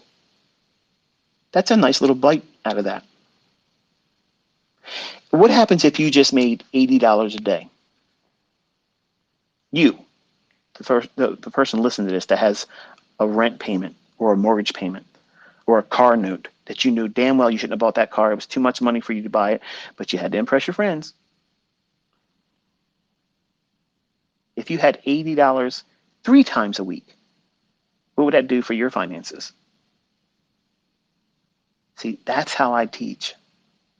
I try to be a voice of reason so that we understand, number one, if you can get to that point and be consistent about it and not get juiced up on the emotions or lulled into with greed. Oh man, I saw this guy on YouTube. Oh my goodness, man. He just literally just did $10,000. I got to do that. Ask the guy that did $10,000 to show you the same account for 6 weeks. I'll wager that you're not seeing $10,000 growth on the same account. But you'll receive that because it's enticing. That enticement is a big selling point. Like if I was a piece of shit, I could literally market my ass and do all kinds of shit and make millions of dollars every week. That's not my motive. My motive is to teach people how to do this. And I do it for free. I'm giving you something that you don't have any entitlement to. My son's real approach that he's going to be going in and trade with. He's risking $40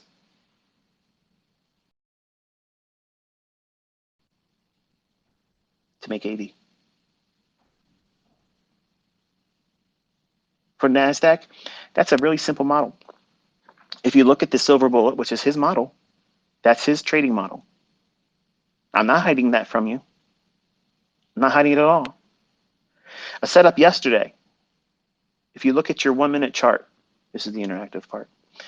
If you're not able to look at the charts right now, if you're driving, just know that you can send yourself a tweet or send a tweet to me to make sure that this is what you're looking for.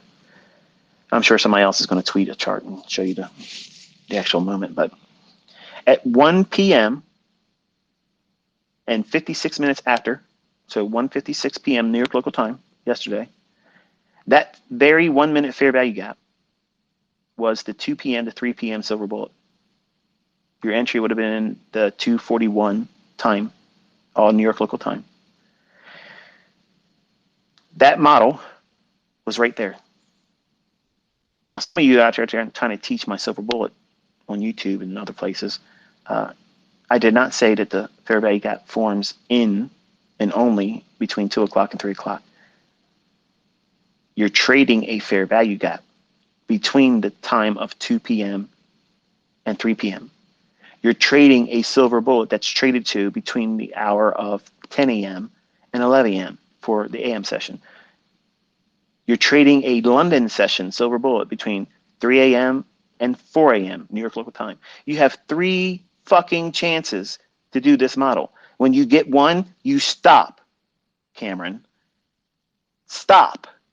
You don't do another one. You don't push it again. You don't try to get more.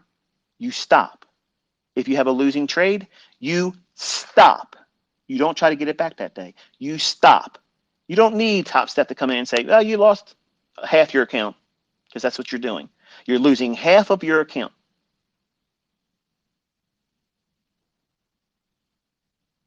And some of you are bitching. It's only $1,000. I got 50,000. You got nothing. You have nothing. You have a facade. You have a fucking illusion that money's not there. But you don't see that you have to be stopped. That is a very good thing. It's a good thing to have that in place. But you're viewing it and seeing it as this is an obstacle.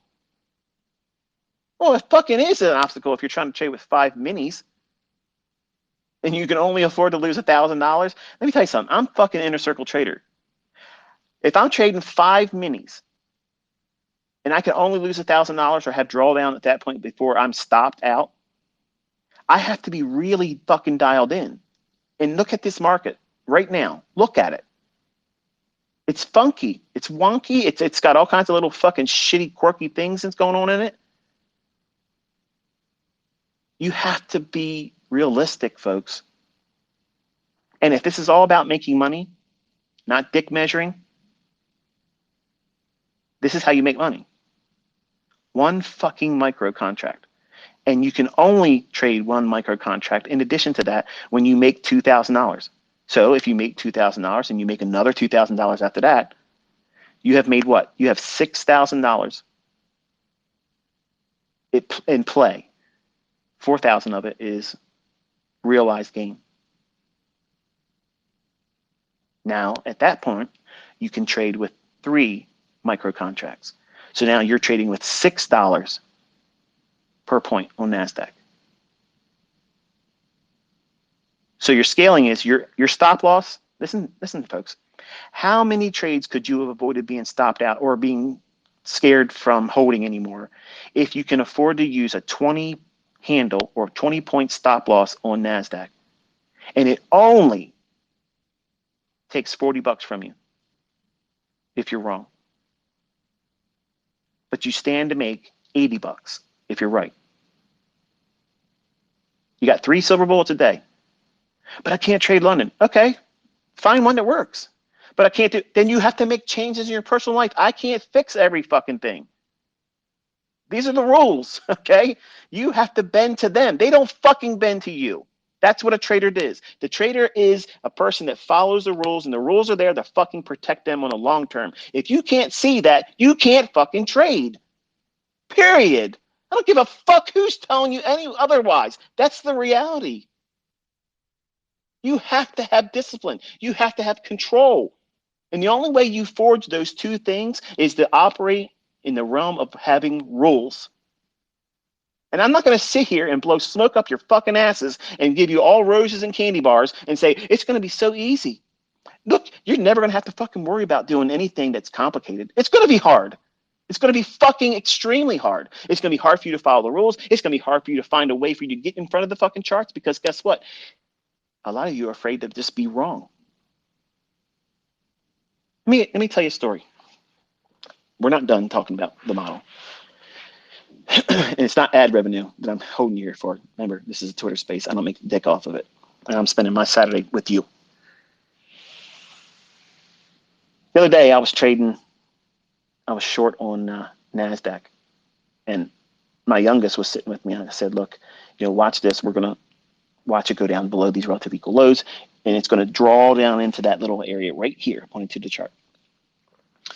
He goes, but how are you making money, Dad, if it's going down? Aren't you losing money? I said, no, you can borrow somebody's thing and promise they're going to give it back.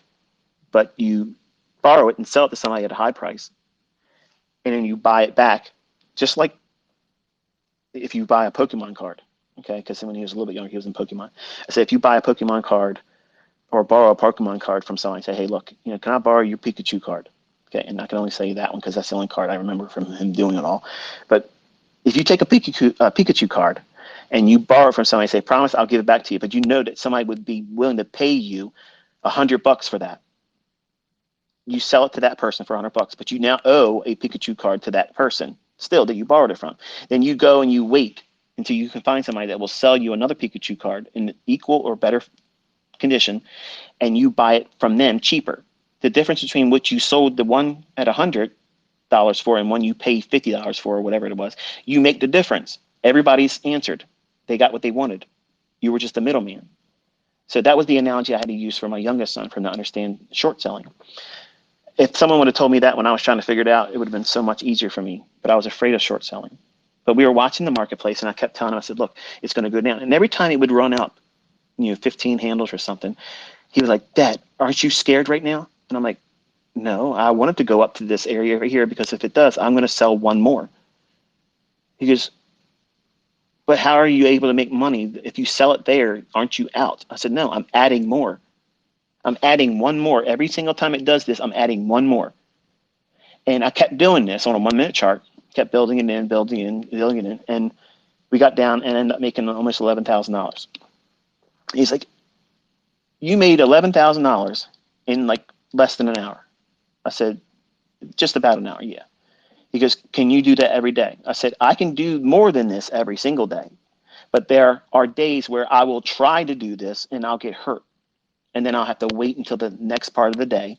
And then I'll do whatever I did in the morning, I'll do half of whatever I tried to do in terms of the size. So if Daddy's trying to trade with 10 contracts, I'm only going to be able to do 5. So that way, if I do take a loss, I can't lose the same amount of money that I lost in the morning. So I have to control the amount of exposure to the risk. Because if I offer the same amount or I make no approach to trying to stave off big drawdown, which is where we lose money and the account just keeps dwindling down, you have to make plateaus in your drawdown and also control your rate of acceleration in profiting. What? Yeah. I teach you how to mitigate drawdown and keep it controlled. Every time you take a loss, you use half the leverage that you used the previous time. And then when you make 50% of that previous loss back, then you can go back to what that leverage was, what you took the initial loss on. If you really want to be conservative, you have to make all of that loss back before you can go back to that previous amount of leverage. That's not sexy. Those videos and those lectures, even when I was in my private mentorship and then people were paying me, they did not like that. But you know what? The people that make money, hundreds of thousands of dollars, real money, not demo, not market replay bullshit reports from NinjaTrader, they use this protocol to control their drawdown. It's realistic. It's real world, okay? Real money management concepts being employed there. But what you don't realize is you don't know because you've never been profitable before. For the folks that's never been profitable, I'm taking a great deal of liberty because, in my mind, I'm speaking to my son, Cameron. So some of you to get your ass all bent out of shape, you think, oh, you're talking down to me. I'm talking to my fucking son. You don't like it? Get the fuck out of here. You don't know what it feels like to be profitable. It's like a fucking drug that you've never had before. And you want it as soon as you get it in that 30-second, 20-second initial, like your body will be vibrating that you did something, that you made money and you didn't have to work for it. All you do is push a couple buttons, and now all of a sudden that account shows that you've made money, and you start doing the math on it. Man, if I did this every hour, every day, you're not fucking trading like that, okay? But that's the kind of dumb shit I started doing when I was doing the bond market. In 1993, when I sat down, I started trading bonds. And I'm like, you know what? I'm going to try to make $1,000 a month, and then all of a sudden, I'm making half of a point in one trade with one contract. That's $500. I'm like, what the hell? Like, I just did this morning, and it's not even the end of the day. It's not even lunchtime. I don't even make this fucking much money gross on my job. And you start thinking to yourself, man, if I could do this every hour, that's bullshit. But that's naive mentality. And that naivete is going to be exasperated when you get into profitable trading because you've never been there before. And when you get there and you start winning and you finding consistency, it doesn't need to be a lot of money. The fact that you're making money, that first buzz that you get off of it when you get out of your first profitable trade that you follow the rules with, the natural impulse and tendency is, I'm going to get in there and find another one. I don't believe it. That was just luck. That's the very moment where you have to stop, Cameron. You have to stop. You did your job that day. You're done. You're fucking done. You made more than you would have made at your coffee fucking job. And you didn't do dick. Why do you have to insist on doing more? It's just in your head that you have to do that. You are feeling the emotions. That's all. You're all hopped up on fucking goofballs, okay? And you're coming off of it real fast. That's what it's like to be a trader. But the ones that are in control of themselves, the ones that are consistently profitable, they are the ones that manage that impulsiveness, that drug, that addiction, that feel good. I did it. I beat this fucking trade. I won it. And it did exactly what my model said it was going to do. It feels so good. That small little time that you were spending in that little profitable universe immediately fades away when you look around. You're right where you were.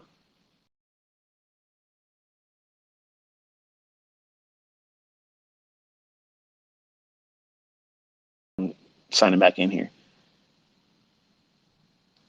Give me a heads up. Give me a 5x5 if you hear me. Any one of you, you can tweet to me. Give me a 5x5 if you hear me.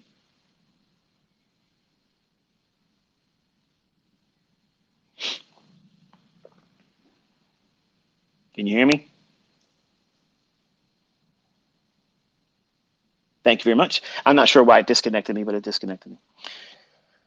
But we're back. So you have no idea what it feels like to have that profitable state of mind. And because you've never been there before and it feels really good, you're going to want to do it again. And that's exactly what Cameron was doing on the days that he made, when he made a profit. He wasn't satisfied, and he was trading with more than one mini, over leveraging. So you have to forge this discipline. You have to have this control over yourself and your emotions. And there is no book, there's no fucking mentor, there's no work at all out there. And there never will be that answers this enigma that everybody has to go through. You have to experience it. If you've never been there and you've never made a profitable trade with real money, what I'm talking to you sounds like another language you've never learned. It's not. There's no point in trying to arm wrestle it because you don't know what it feels like until you experience it. But give me a number one. Just send a tweet to me with a number one. If you, when you first had a profitable trade with a real account, the feeling that you had, it doesn't matter how much money it was, but the feeling of accomplishment, how fast that faded and you wanted to go back in again, even when you knew there was nothing in the fucking charts to make you take a trade. Because that feeling of accomplishment is what that's what you're really trading for. That can't be why you're trading. That cannot be the sole reason why you're trading. The only reason, okay, if you like to take notes while you're listening to me, this is what you're writing this down, okay? The only reason why you're trading is to make fucking money, not anything else. It's to make money. And the first rule of making that money is keeping what you have. Cameron's already proven he's an amazing drawdown artist. He's an amazing account liquidator. Amazing, much like some of you. Now, that's an accomplishment that can be changed and turned on its head, but you have to make allowances for it by changing and replacing bad habits. The first and foremost is impatience. He can only execute between 10 and 11. He can only execute between 2 and 3 o'clock. And chances of him trading London, good luck. Yeah, but the point is this. He has two opportunities where he can take a trade. And he's looking to take a trade with the NASDAQ. Mini, no. Micro, yes. Now, there's going to be some discrepancies. If you look at the comparison between the price delivery on the micro and the mini, they don't always deliver mark to market. And here's a little tip for you, for the folks that like to stay in these. And I don't ever like to give you the good stuff at the beginning because I don't cater to the lazy fucks. So if you compare and contrast the micro to the mini, many times you're going to find there's an S&T divergence when they run against the micro. There's always going to be some kind of exaggerated move in the micro contract versus the mini, because most people are trading the micro because they can't afford the whipsaw and volatility that the mini offers. So they think, okay, well, it's easier for me to get in here and just trade the micro. But you have to have a larger stop loss. That's why it's 20 handles for the folks. Why is it got to be such a large stop loss? You could do this, you can do that, right? But you're trading the micro, and they can be a little bit more exaggerated. So that's why I'm building in that buffer. 20 handles for a stop loss. Always. But what if you can do it? It's 20 fucking handles, okay? Why are you going to ask me? That's exactly what you're thinking right now. But what are the times when you can make it? It's a 20 handle stop loss. That's the rules. You don't want to listen to it? Go do something else. Cameron has to use a 20 handle stop loss. He's using the micro. It's a little bit more volatile when there's a major shift in price delivery. Don't take my word for it. Just compare and contrast the 1 minute chart on the micro and mini, and you'll see what I'm talking about. Okay. Sometimes you'll see that the micro makes a lower low than the mini does. And this is because it's coded that way. I know the folks don't believe there's an algorithm, but he's going to try to make 40 handles. So he's doing 2 to 1. You don't need to do the math on all this bullshit that people write these books about. Oh, you need to have this. I can make money and he can make money and you can make money with a 1-to-1 ratio. And I don't give a fuck what anybody says, okay? Because you don't know what you're doing when you first start. And these jokers that write books and courses and horse shit, they're not making profitable trades either. And here's the thing. All these are multiple setups. You have to have 5 to 1. I teach that as a thought process, and you'll see that in the core content lessons of my mentorship videos I put on my YouTube channel. Stop sending me requests to join my private mentorship because I don't do that anymore, and I put the lessons up on the YouTube channel for free. Go and fucking join them, learn from it, study it, and it is what it is. Stop paying people to learn what I've made available for free. You're getting it right from the source, and I'm ongoing teaching right here, again, for free. But the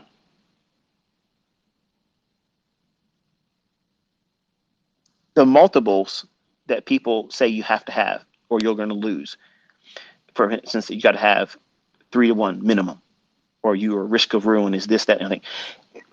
Because they argue that you have to have that type of ratio in your trading where you risk $1 to make $3 minimum. If you can't do that, don't take the trade. Okay, that's a religion. Okay, they say I'm a cult leader and I'm running a cult here. Okay, I'm going to turn this shit around on you. If you think that you have to have a 3 to 1 to make money, you're a fucking clown. Okay, because what you're saying is you're ignoring the idea that you know or don't know the outcome of the next series of 5 trades. Even with that 3 to 1, you're assuming that you can't have a fucking losing streak of 10 trades. Think about it. When I was coming up, I had that. And I had a model that worked because I was trying to push the button more times than I should have. That's the part. That's the thing. That's the real troll in your trading. The impulsiveness. The times that you want to push it faster than it really is in the chart. That's where the real work is. And that means knowing where the price is going. Why should it behave that time? That's why I have time aspects to my trading. I cut out all the bullshit. And like I was showing you the other day with the FOMC rate announcement thing, why don't I trade those days? Why don't I tell my students to trade those days? Because the absence of precision,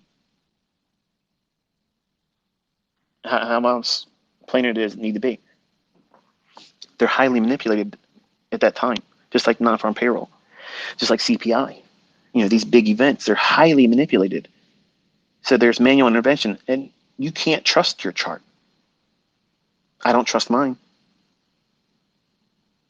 So you have to wait for that initial sandstorm to pass and then go in there and do your business. But you don't think that way until you've been burned lots of times and lose money. But once you have learned how to keep that from happening again and the effects of having lost money, you will appreciate sound logic and rules. I don't have a problem with rules. I'm a rule-based, principle-based thinker. I have protocols, procedures. I have a routine that I follow. There's a method behind my madness. Even though it may seem like it's scatterbrained, I know exactly what the fuck I'm doing when I'm doing it, and many times weeks and months before I even do it. Do you have to be that fanatical about it? No. So to remove all the bullshit that people say about me and what I teach, I have literally gave you a 60-minute interval 3 times a day where you can look for a setup. The setup requires you to know where the draw and liquidity is. You don't even need to know the bias on the day. Like, you don't need that. Just look at where we have come prior to that time. Is it more likely, because we've been going up, who's profitable? The longs. Okay. Is there a relative equal lows? Is there a singular low that hasn't been traded to yet? Because even if the day is going to be higher, they're likely to see it do what? Retrace, run some stops, and then accumulate those sell stops and go long. Smart money would be long, and then run the daily range higher, even still. Like, you don't need a bias.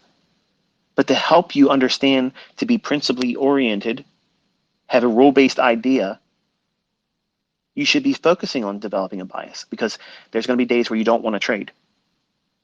You don't want to trade. And I teach you that. They're very generic days. They're not hiding from you.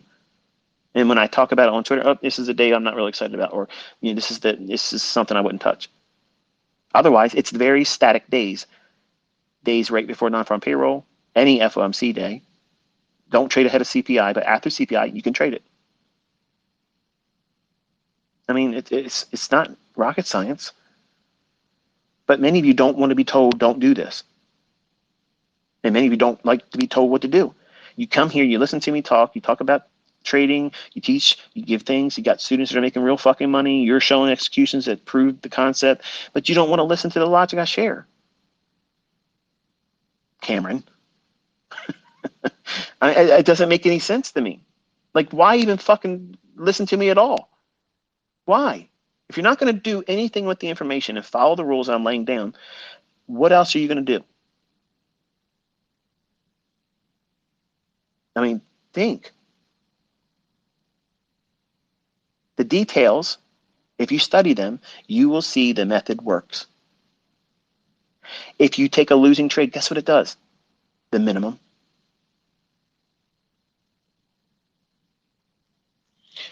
I lost 40 bucks. Really? Wow, that's like fucking 2 pizzas today. 2 pizzas.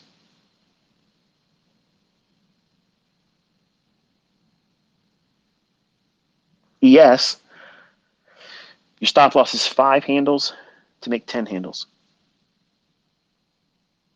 This model is slated and slanted a little bit heavier towards NASDAQ trading.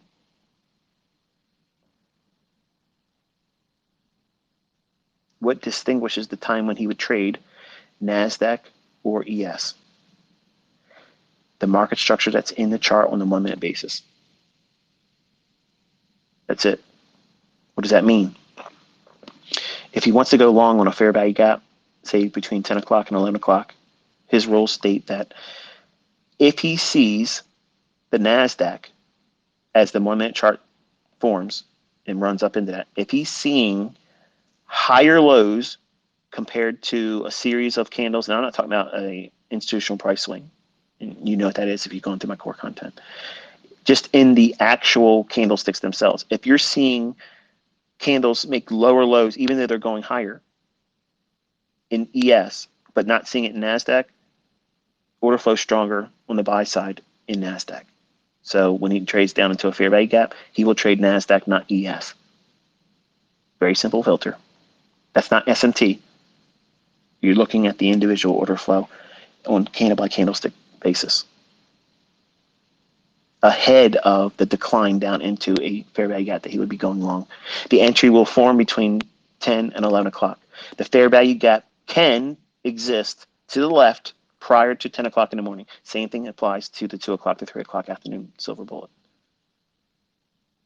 If the trade idea, if the fair value gap cannot yield, if it doesn't have it in the framework to allow for 40 handles from its entry to the draw on liquidity you think is the next probable draw, where it's going to go to, you don't take the trade.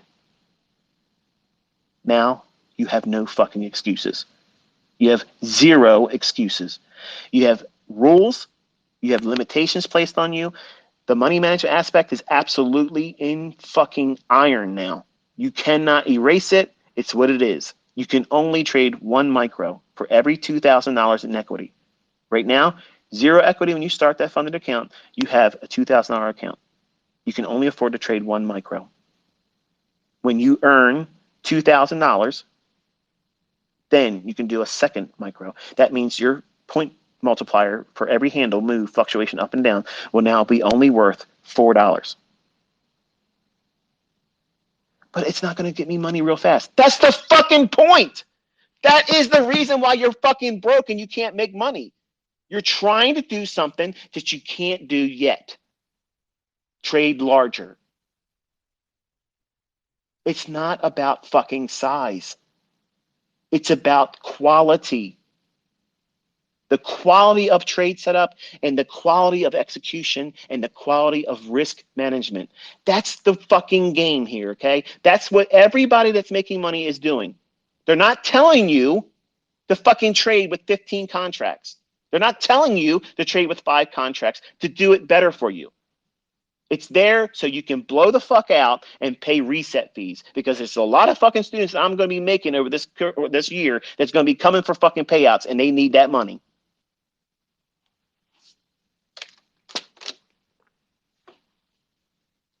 And it's every funded account company out there.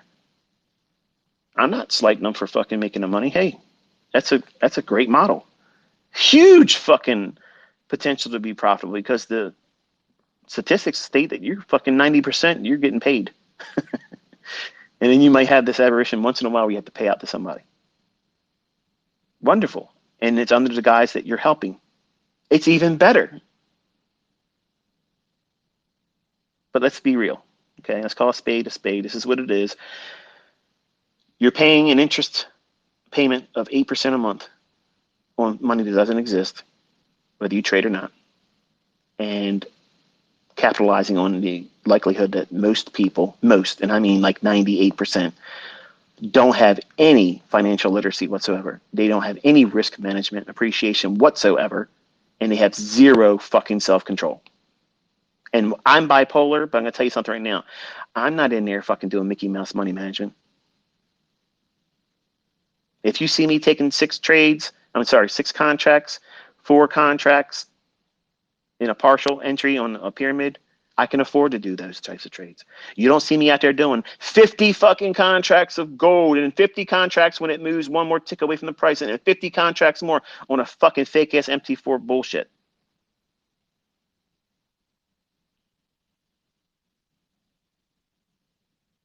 at some point, you're going to have to listen to somebody that's talking real shit, real stuff, real world stuff. Can you get rich with this model? Yes, you fucking can. But you have to start where you're starting. And you can't start thinking that you have a $50,000 account when you don't. You can't start with a $100,000 funded account thinking you have 100,000. You're not starting with 100,000. You're starting with 3,000. You have 150,000. I'm funded, baby. I'm funded with 150,000. No, you're fucking not. You have the demo of $4,500. You know what it's like with a demo account. You can trade 25 contracts. Your broker would not allow it, but hey, it's fun, right? Well, these companies promise to be able to pay you up to 90% if you're right and you're in that funded account. Wonderful. I don't give a fuck what the parameters are, how many days you can be profitable. The intention is he's getting one withdrawal. That's it. And it's the one where he closes the account and we're done. That's how it's going to roll. Because the intentions are he wants to do this with his own money. Wonderful.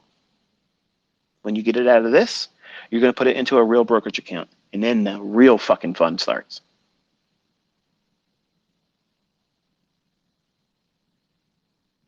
But he has less than $1,000 a month in expenses. His ends are literally less than $740 a month. That's not going to stay that way. In 4 years, it won't be that, right? When he has his girlfriend coming home from college and whatever life changes he's implemented to get himself in a more of an adult-minded, position to be with her, a more formal way. He has to put the work in, and you can't think that less than $1,000 is practical for an adult living with someone else, especially someone that's going to be a professional in the working,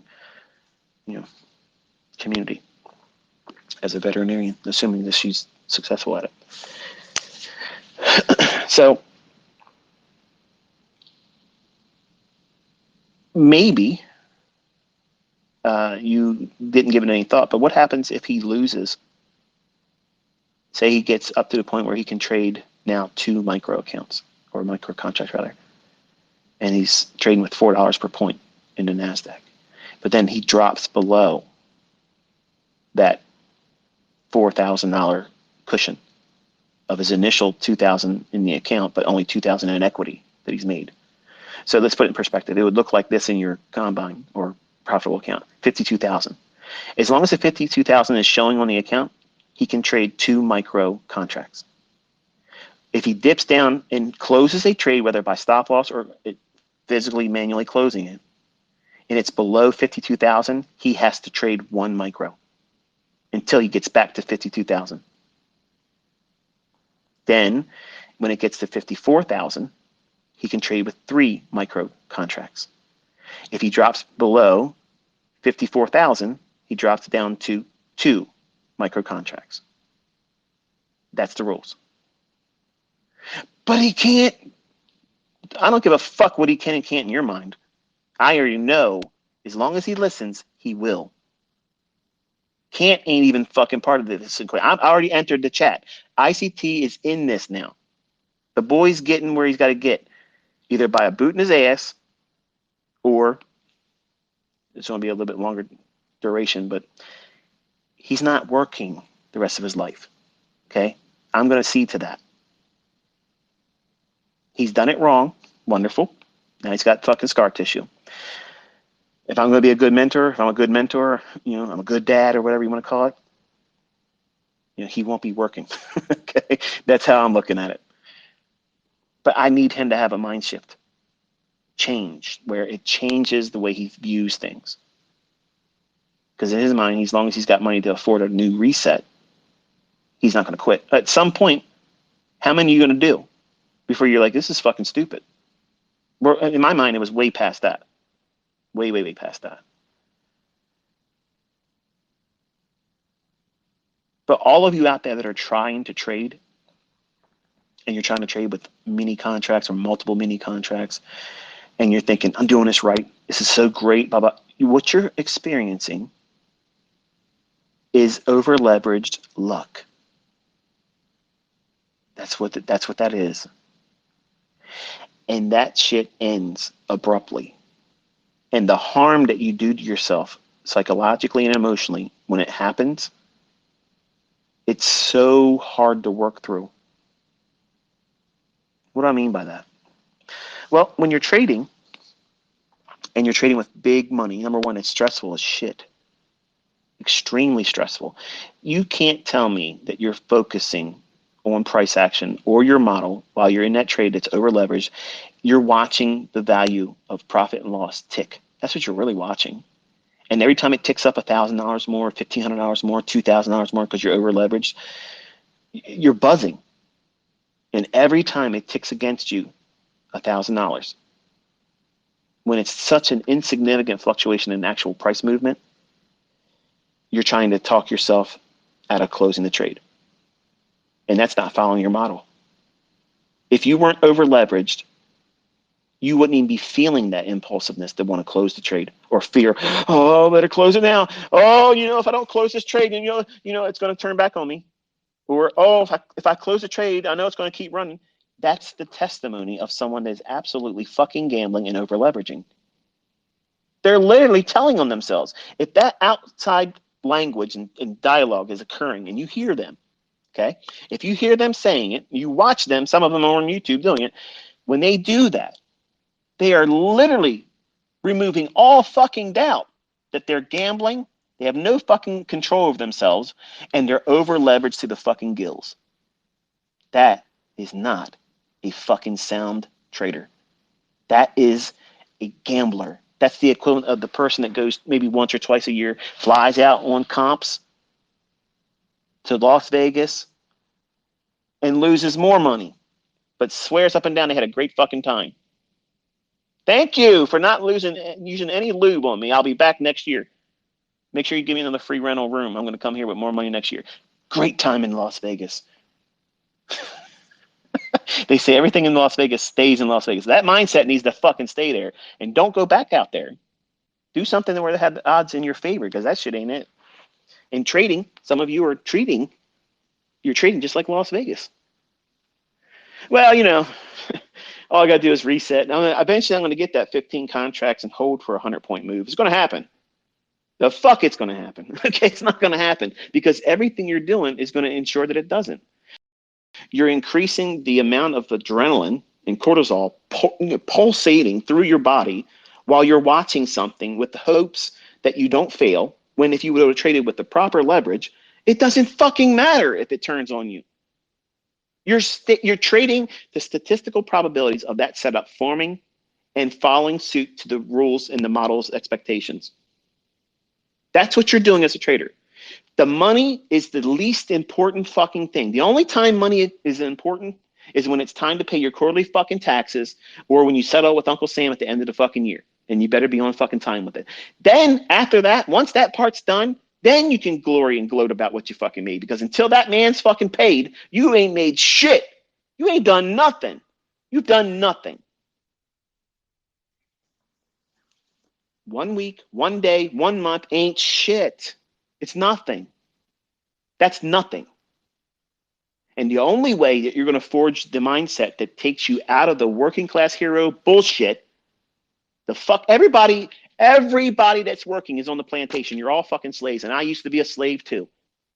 And the only way you get the fuck off that plantation is to run your own show, your own business. And this is one avenue. It doesn't mean it's going to work for everybody, but this is one bastion that still exists where you can get yourself up out of that.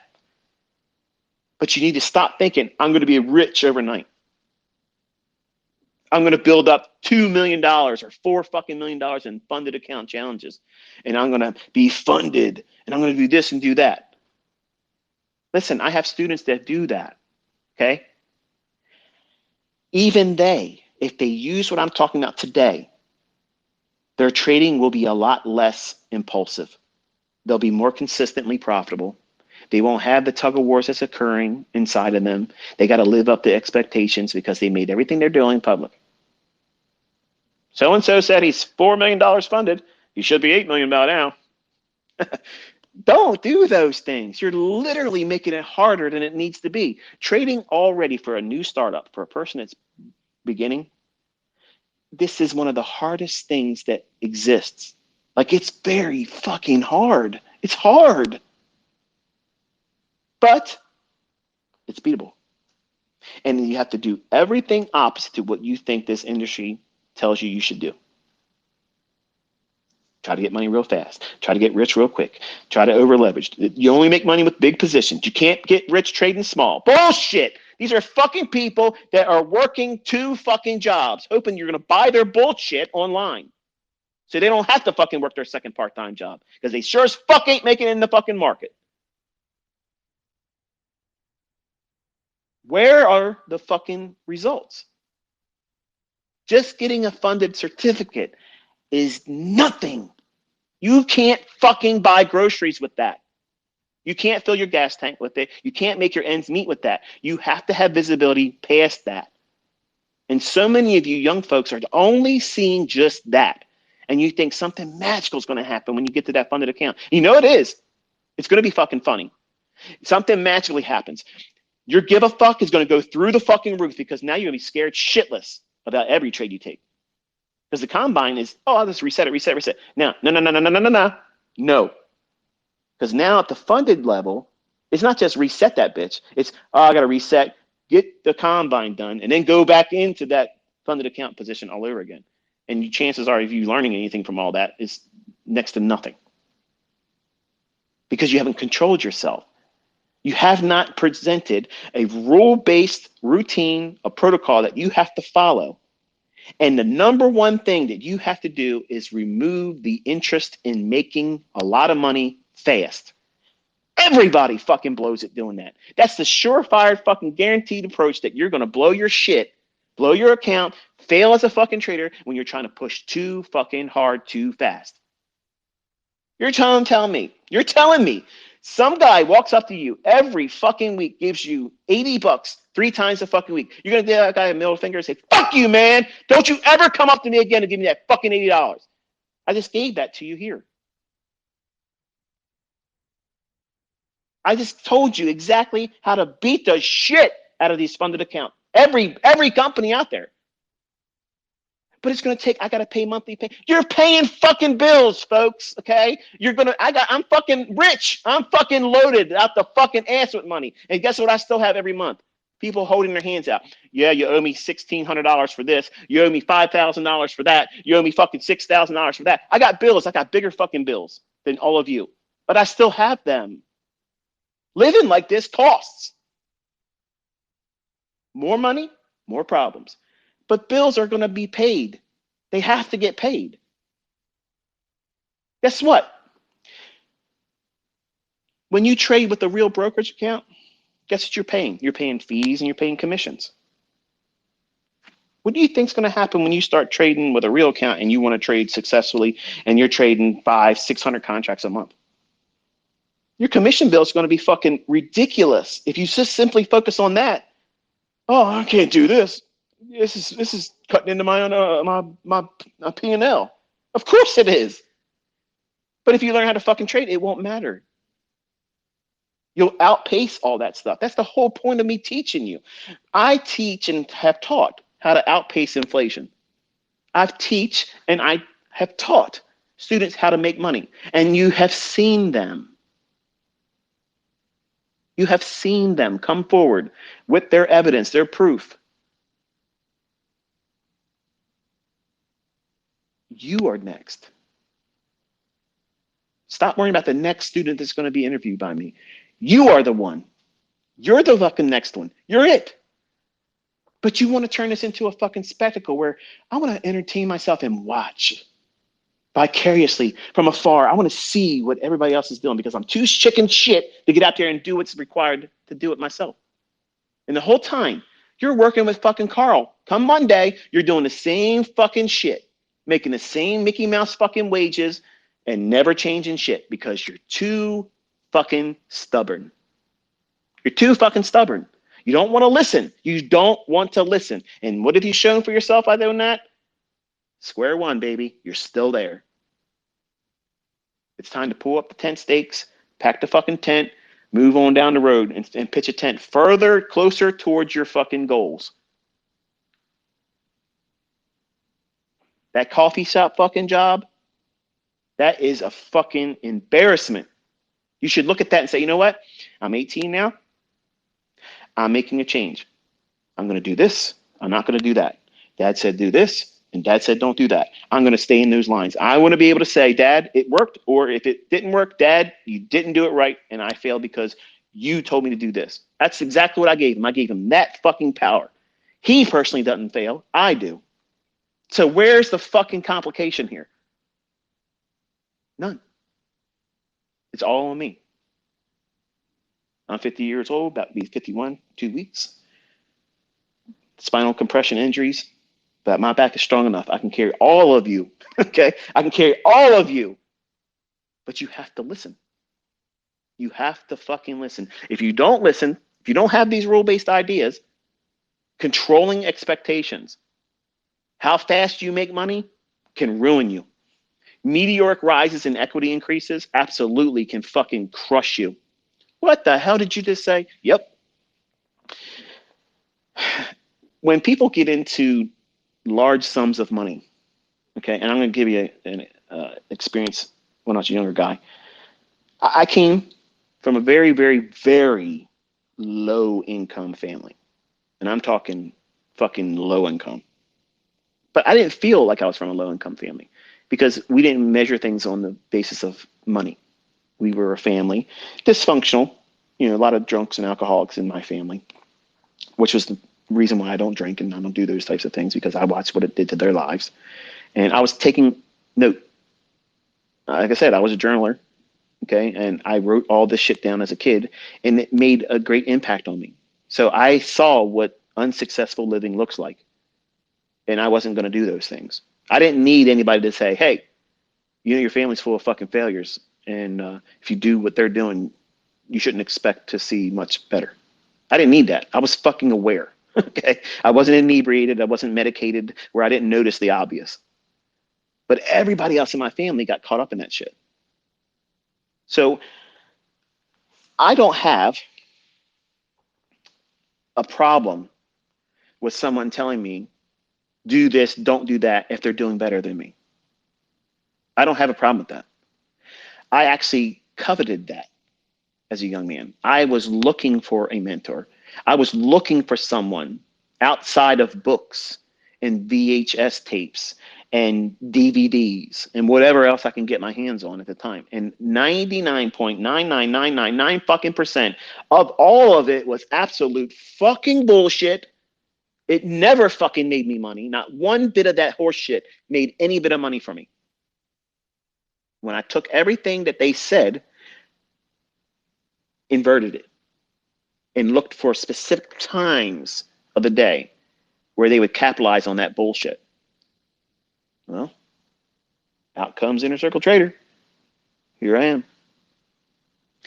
But I'm from a modest upbringing. I wasn't born with a silver spoon up my ass. But I appreciate risk. I I am aware of what can be lost in a trade, more so than I'm trying to make. And when you look at viewerships of a specific person or a company or some kind of entity that is a trading expert or whatever it is, everybody has a hive mentality. They have a team mentality. Okay, so our community gets a lot of flack because number one, I like in these presentations where I'm unorthodox and animated sometimes and dramatic and other times and just basically unstable. I don't give a fuck what anybody's opinion of me is because I'll beat the shit out of them in the fucking market. I'll trade outside their fucking ass and literally run circles around them. That's why nobody's fucking doing shit and we're still here and we're closing the year and nobody actually fucking did it. Fuck you, Vinny. Your bullshit wasn't really there. And if I'm still waiting, let's go, baby, because I can still kick your fucking ass by the end of this fucking year. Let's bring it. But back to our regularly scheduled program. You have to have these rule-based ideas. You have to have them because if you have them, it removes all doubts about what it is you should be focusing on. How much money should you be risking? What happens if I have a loss? Nothing. You just take a loss. It was a tax. That's all it is. When you're trading with a micro and you let that profit grow over time, you're allowing yourself, okay? You're allowing yourself to grow into new money. When I was younger, I didn't know what it was like to have money. I literally had no idea what it was like to have anything that would be considered good money. I worked menial, shitty ass fucking jobs, the minimum wage threshold, that's where it was. Okay. And then, I started my studies for computer science. And even then, I was doing a menial fucking job. I worked at a bookstore at the school. When students would come in, they would purchase their books, or they would come in and redeem them for a credit to go towards something else. I worked in that setting. And guess what I was fucking doing at the time? Most of you would have been sitting on your fucking ass playing on your smartphones or whatever, but we didn't have a smartphone back then. But if it was given the opportunity today, that's what you would have been doing. Or you're listening to your headphones like the guy that would relieve me. And when I would end my shift, he would come on and he'd bring his little fucking Walkman in and be listening to his bullshit, whatever. He's a student just like I am. You know what I was fucking doing? I was in there reading the fucking books, taking notes in the fucking books. I didn't need to buy the fucking books. I'd read them already. I wrote down all the fucking notes that I needed to do, and boom, my GPA was fucking awesome because I took every advantage of the immediate availability to what was available for resources, what was available to me in terms of time for studying. I didn't fuck around. And when I was younger, I was all in this. And the fruits of it is what you see today. Like I can literally go out there and do whatever the fuck I'm doing right now in any time frame. And it still will look like I'm doing it like I've always done. Because it's the same fucking thing. No matter what time frame, whatever fucking market, just don't ask me to do it in crypto because I won't do it. Or synthetic, what's it called? Synthetic indices. Somebody else, a lot of Africans ask me about that. I don't know what the fuck that is, but I don't do anything with it. But crypto and that aside, doesn't matter what market it is. Everything I'm teaching you, it works there. Period. There's only certain aspects between Forex and futures that has a small, and I'm talking very, very small marginal effect of time. And those being the very specific times of the day that certain setups will form. And I've already taught it. It's already in the YouTube videos. It's there. Okay. So that's what he's going to be doing. It's very specific. It's time oriented. It's running for liquidity. Where's the next draw on liquidity? He's going to capitalize on that. He starts his analysis on the weekly chart. Where's the weekly candlestick likely to reach for? Everything I've already taught you. I'm not hiding any of that. And then he's looking at the economic calendar when there's going to be a high impact news driver. He's expecting some manipulation based on that and still reach for the draw. So he's using the economic calendar in that regard.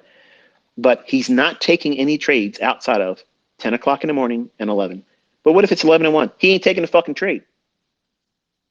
What if this trading into the fair value gap at 9:59? He's not taking the fucking trade. He's got to answer to me.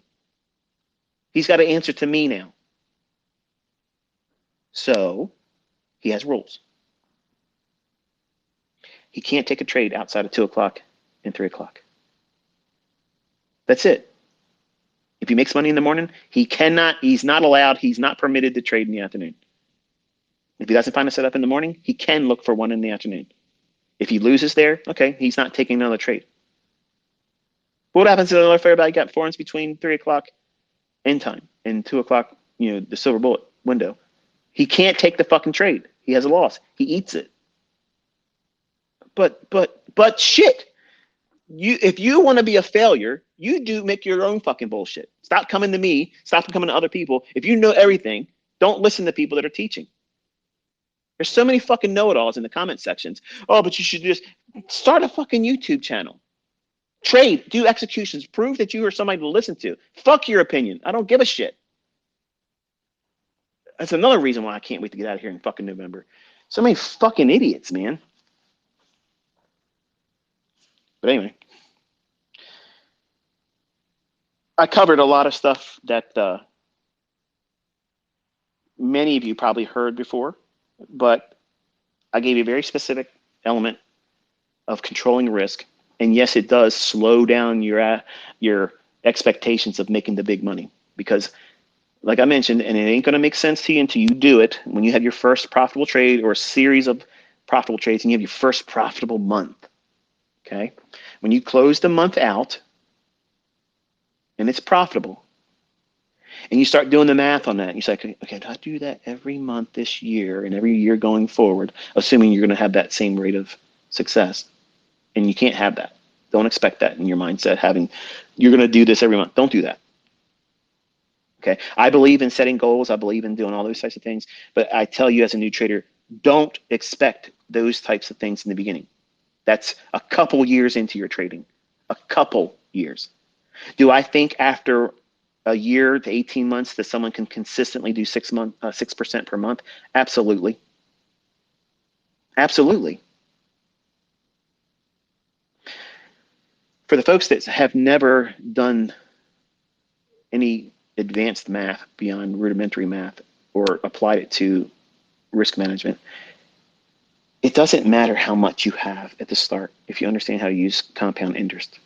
Compound interest in the hands of someone that's capable, all you have to do is find something that repeats, that's measurable, just has a statistical probability of repeating more times than not in the future, and you have a fixed position in terms of how much money you can lose. Now, I'm saying that with quotations in the air with my fingers, okay? Because for purposes of CFTC regulations and required risk disclaimers that I can't show you here, past performance is not indicative of future results, and you can lose more than you have in your account.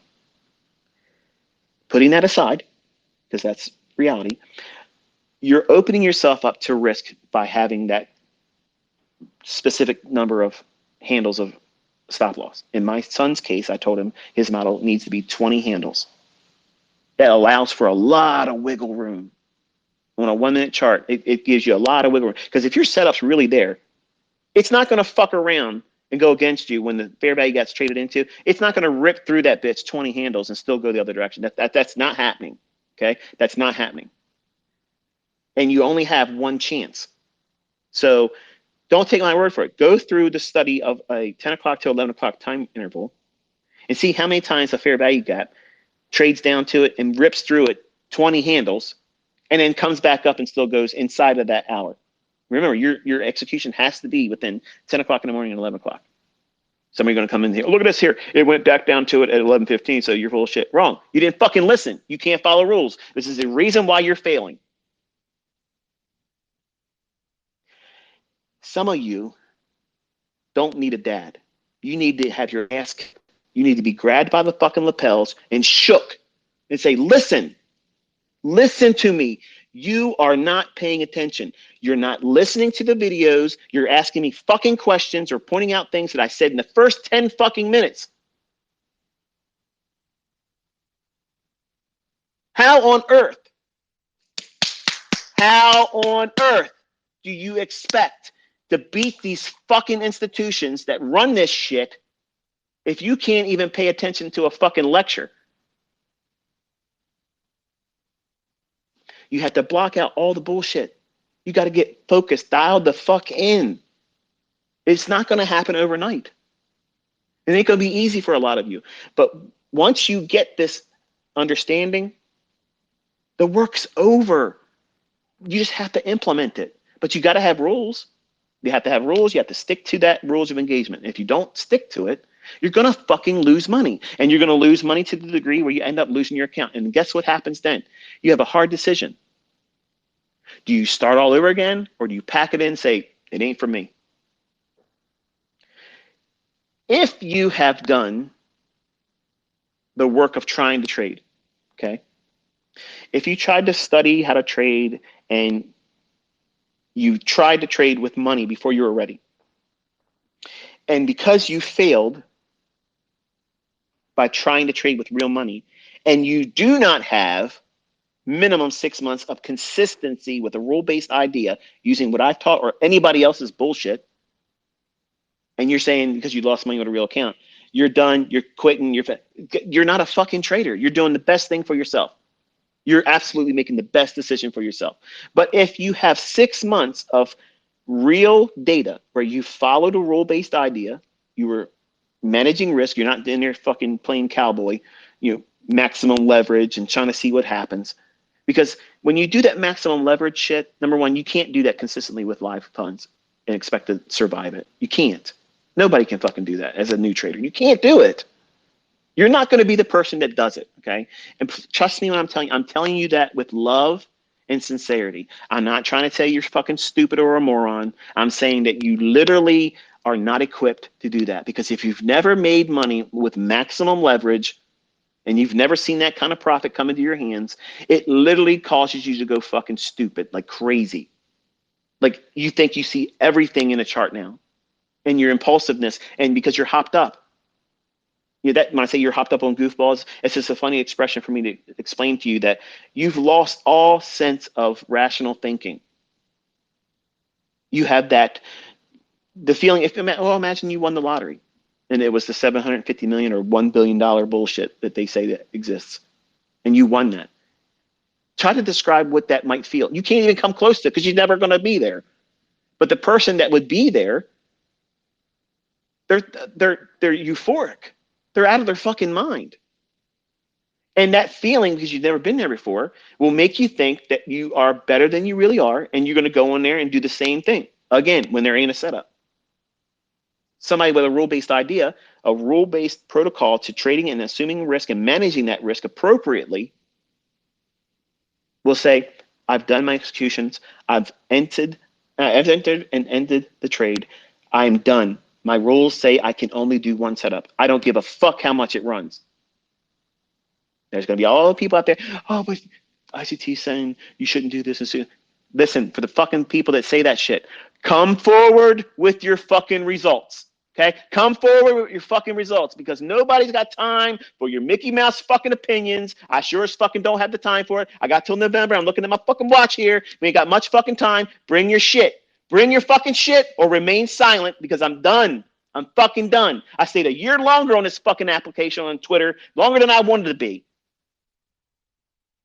Bullshit. It's fucking bullshit. You want to learn how to make money? Fine. Show up, roll your fucking sleeves up, take notes, and listen. Do everything I say to do, and don't do the things I say not to do. Expect it to take a minimum of a year. Minimum. Because there's things that you have to practice. There's things that you have to look forward to and see if they pan out. If they don't pan out, what does that make you feel like as a trader? What does it give you in terms of impulsiveness? Does it make you feel like you got to do something to fix that problem? Do you feel uncomfortable about being wrong? Those are things that people don't realize until they go through it. But they put blinders on and say, fuck it, that doesn't really exist. I need to go into the next trade and over leverage. I need to refund my fucking shit. I got to reset my stuff. I got to go out here and make the world believe I'm a good fucking trader. I got to show my stuff on the internet. I got to do a MyFX book because nobody believes that I'm making profits. Nobody gives a fuck if you're making profits. Nobody gives a fuck. Nobody cares. Nobody gives a fuck that I'm making money. Nobody gives a shit. Why are you worrying about fucking shit that doesn't make any more fucking money for you? But you're increasing your fucking concern about shit that's going to have more negative impact than it's going to help you positively. I don't understand how many fucking people can have their head so far up their own ass that they can't see that that's counterproductive. You'll do all that extracurricular bullshit that's going to hold you back and distract you from actually doing the work than simply doing 25% of the effort you're doing to do everything opposed to following instructions, and then finding the success that you say doesn't fucking exist. It's asinine. I don't understand. I don't understand why so many fucking people drag their feet. It's for free. It's fucking proven it fucking works. It's proof. Come on. Seriously, why the fuck are you waiting around? Get in there and start. Don't tinker with the fucking rules. Don't bring your bullshit. Gann is not part of this fucking discussion. Unless I talk about it. Unless it's part of the fucking issue and the model that's being exposed, and as far as this is the time you're going to trade. This is the time where if you don't have a trade and it's this time of the day, you cannot take a trade. I don't give a fuck if anything happens after that. You can't trade. Period. That right there cancels about 75% of you. Well, I can't do it because, okay, I'm not going to stop fucking being me. I'm not going to stop living my life. I'm not going to stop being who I am because a certain percentage of my viewership can't do something. You said you can't. I didn't say you can't. You fucking said you can't. Because you said you can't, I fucking believe you. I absolutely believe that you can't do it. I believe you. You don't have to argue with me. You don't have to convince me. It's a settled matter. You said you can't, therefore you can't. When you change your mind and say, I can, I believe you. You don't need to convince me. I absolutely have proof that you can. Before you get your proof, I already know you can. But I'm in a position where I don't need to be swayed. I don't need to prove shit to nobody else. The proof's already out there. And I'm inviting all of you to simply investigate it on your own, and that way you'll find it for yourself. And when you get it, even if it's the $80 win, $80 a couple times a week, you know what that does? That pays for your fucking groceries. Yeah. It pays for a car payment, maybe a cell phone bill in addition to that. And then what happens over time? Wow. I'm really learning how to do this. I can now apply more effort and more equity. And then you compound that same cookie cutter approach that you've been doing with a micro account, micro contract. Now you're trading minis and eventually dozens of them. And guess what happens then? Your frequency of trading drops. What did you say? Wait a minute, I'm already got my calculator here and I'm doing 50 contracts of NASDAQ at this, and I'm trying to do it Monday through Friday. And this motherfucker just came out and said, trade less. Trade less? Man, what is this guy on? I'm on the reality tip. Because when you start making 5 figures a week, why the fuck are you going to push it? Live your life. Live it. Some of you, not all of you, some of you would find the very existence that's going to be absolutely phenomenal for you, and you don't have to make $1 million a year. Many of you think that you have to be a millionaire every year over and over and over again, or you're not successful. That's bullshit. Because the person that finds their income and then a surplus income beyond that, outside of their job, and they no longer need their job and they fire their boss, I'm going to tell you, that's a person that's walking on fucking clouds right now. They're absolutely comfortable inside their own skin. And they're not the ones out here trying to prove it to anybody because they don't give a fuck. They have got a lifestyle now that they are not plugging into social media, which is 90% of horseshit and fucking negativity. They're not giving a fuck if somebody doesn't believe. You think they care who doesn't believe that they're doing what they're doing? They don't even know these people exist that doubt what they do. They don't give a shit. And that's how I've been. And I'm going back to that in November. I don't give a fuck who doesn't like me, who doesn't believe in me, I don't give a shit. But I have left my fucking legacy in this fucking industry, and you can do whatever you want to do with it. You want to shoot holes through it? Okay, come with the data. You want to come here and say, well, it wasn't as good as he thought it was. Okay, well, show us what you did and how you fucking failed at it. What did you do? Where and how did you use the information? I guarantee you did it wrong. But I took notes. I see, here's 5 pages of some scribbly ass bullshit. I took notes. It's like my son. Dad, do I have to watch all these fucking videos? What the fuck did you just say to me? What did you just say to me? Well, I'll just ask. You were just what? You were just what? The whole fucking reason why I'm making these fucking videos is for you and your brothers. I don't need to do these fucking videos. I'm doing it in case something ever happens to me. My mindset, the things that I codified are actually accessible to you. You won't even understand my fucking journals unless you listen to this shit.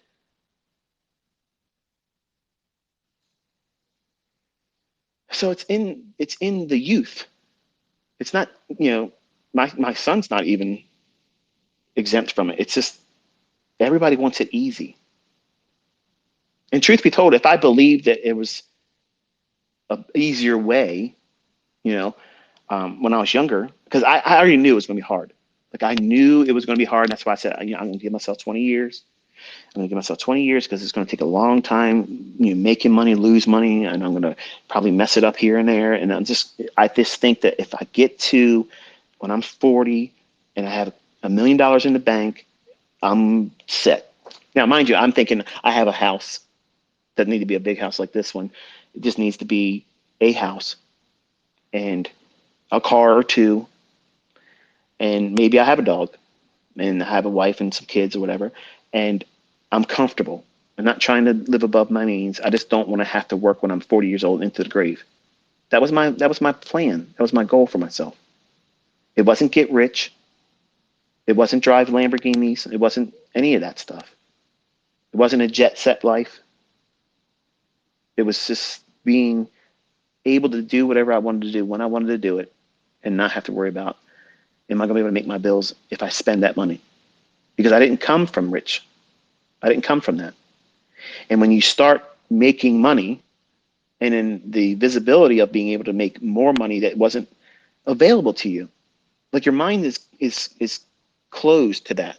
As much as you want to say, I can see myself, you're saying you would like that, but you can't really see it. Because if you can see it, if you really could see it, nothing's holding you fucking back. Not anybody that's doubting you and your family or friend circle, and anybody online. None of that shit's going to be an impediment. Nothing's going to slow you down. You're not going to hear the bullshit that anybody's going to say about it. And that's exactly what I felt when I was 20. November 5th, 1992 at 9 p.m. on a Thursday evening, I cracked that book open. And when I was done reading it, and you're probably asking for the first time if you're listening for the first time, what book were you reading? It was some piece of shit book written by Ken Roberts. I spent too much money on. It was supposed to be a course on commodity trading. And it was really just an introduction, very, very oversimplification of something that would have otherwise been useless to anyone. But some people have made money with it. And it was just one of those things where they got lucky. It was a big move. And he taught long-term daily chart trading where you hold on to a position for weeks and maybe a couple months, which that doesn't fit me. But when I finished that book, I had a new appreciation for money, number one. And two, it gave me an exit. Because at that moment, I was thinking, I really want to be able to use my education and be a systems analyst and basically work with programmers and work for companies that they have a function they need done and work with an IT group and say, okay, this is what they need and we got to go through and make this for this company. So that was what I wanted to do. And I no longer wanted to do that. November 5th, 1992 at 11:30. I was literally excited about something I barely knew anything about. And how many times my uncle brought it up when I was a younger teenager. I was 14, 15, 16 years old every Sunday. Richest people in the world trade futures and options, Michael. Like I was being conditioned. I was being primed. So I know the Lord had this for me. Like he had every intentions of me being who I am. The failures I've had is where I've allowed my instabilities, somebody that's bipolar, I don't always come across in an articulate manner. Sometimes I use language that isn't very, well, easy on the ears. And I'll swing from one way or the other. But there's no denying that what he's laid in my hands is absolutely the closest thing to a holy grail than there's ever been. The problem is you're going to want to use it more times than you should. It's kind of like when you're a teenager and you discovered sex for the first time. Man, that was great. Let's do it again. Let's do it again. Let's do it again. And some of you men still feel that way. Maybe the ladies too, but you have to have a time and place to do it. And you have to be able to use protection Okay. Otherwise, you're going to multiply losing trades, and nobody wants a lot of unwanted children that the broken family will many times victimize. And I was from a fractured family. So I grew up in this world with a chip on my shoulder. I wanted to prove that even though my parents didn't want anything to do with me, I'm going to make them regret that. Even still today, they don't give a fuck. Like you would think, hey, Michael, this is crazy what you were able to do. Wow. Not one thing like that, nothing like that. But they both had their hand out for money though. My son has the best, the best fucking cheerleader he would ever fucking have. Because I've been where all of you are and less than. I've been homeless. I was sleeping in a Mustang with my oldest son, laying in the front seat, no car seat. I was broke. Broke. Yeah. Filed bankruptcy in 1998 just to fucking go into a courtroom to tell his mother, I don't have any money. That's the extent I was willing to go. My son, who this whole presentation was about and circled around, doesn't have that problem. He has someone that is absolutely available all the time, wants to absolutely spend every waking fucking minute building him up. I don't know any of you. And Alex, by the way, I have no availability to go to Miami. I appreciate your invite. I did get your email, but I'm also reminding everyone I am not trying to be a celebrity. I don't want to go on people's shows. I don't want to. I had people calling me literally wanting to be on talk shows. I don't want to be on any of that stuff. I don't want to be none of that stuff. I don't want to be a celebrity. If I wanted that shit, I wouldn't be leaving in November. I'm anticipating with a great deal of excitement my leaving of social media in November. So I want you to understand it's not a knock against you, Alex. I'm very proud of what you've been able to do, but I don't want to be in that setting. I'm uncomfortable with it. I don't want to have that type of climate around me, and I'll be watching whatever you do, and with a great deal of pride in what you've been able to accomplish. But I don't want to.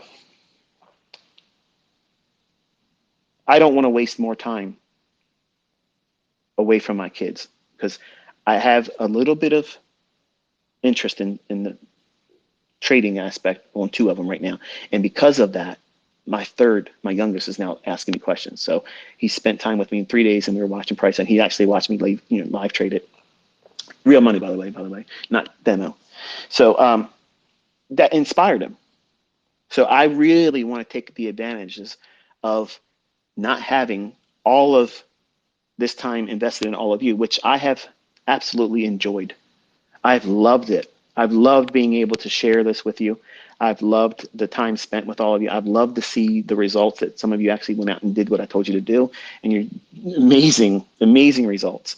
A lot of you are still shy, and I'm sure once I'm gone, there'll be a void there where people will say, well, this is where I'm coming out, and I'm going to show everybody this, and this is what I've done. And that's great. I'll watch you.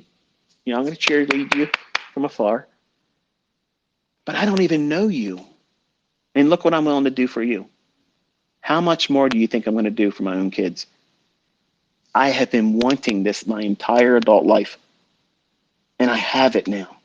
And some of you are literally writing me fucking emails telling me I'm selfish, I'm ignorant because I'm not willing to still teach. I'm not doing some secret fucking paid mentorship. You know what I'm doing? I'm investing my time, energy, and whatever the Lord gives me into my children. I have already left you more than enough. But now I have exactly what I've been waiting for.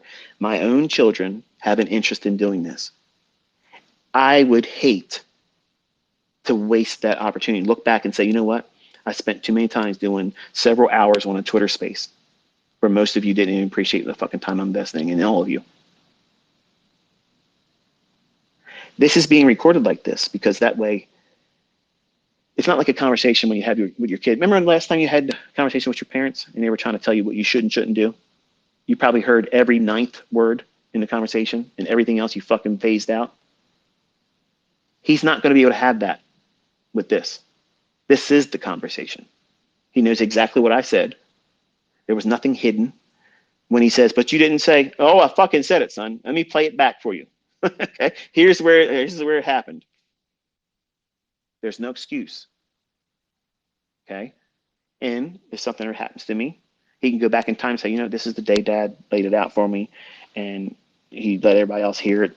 And while some of you think that this is something that, I shouldn't do, I get on here and I talk about my kids, or I talk about, whatever happens in my personal life.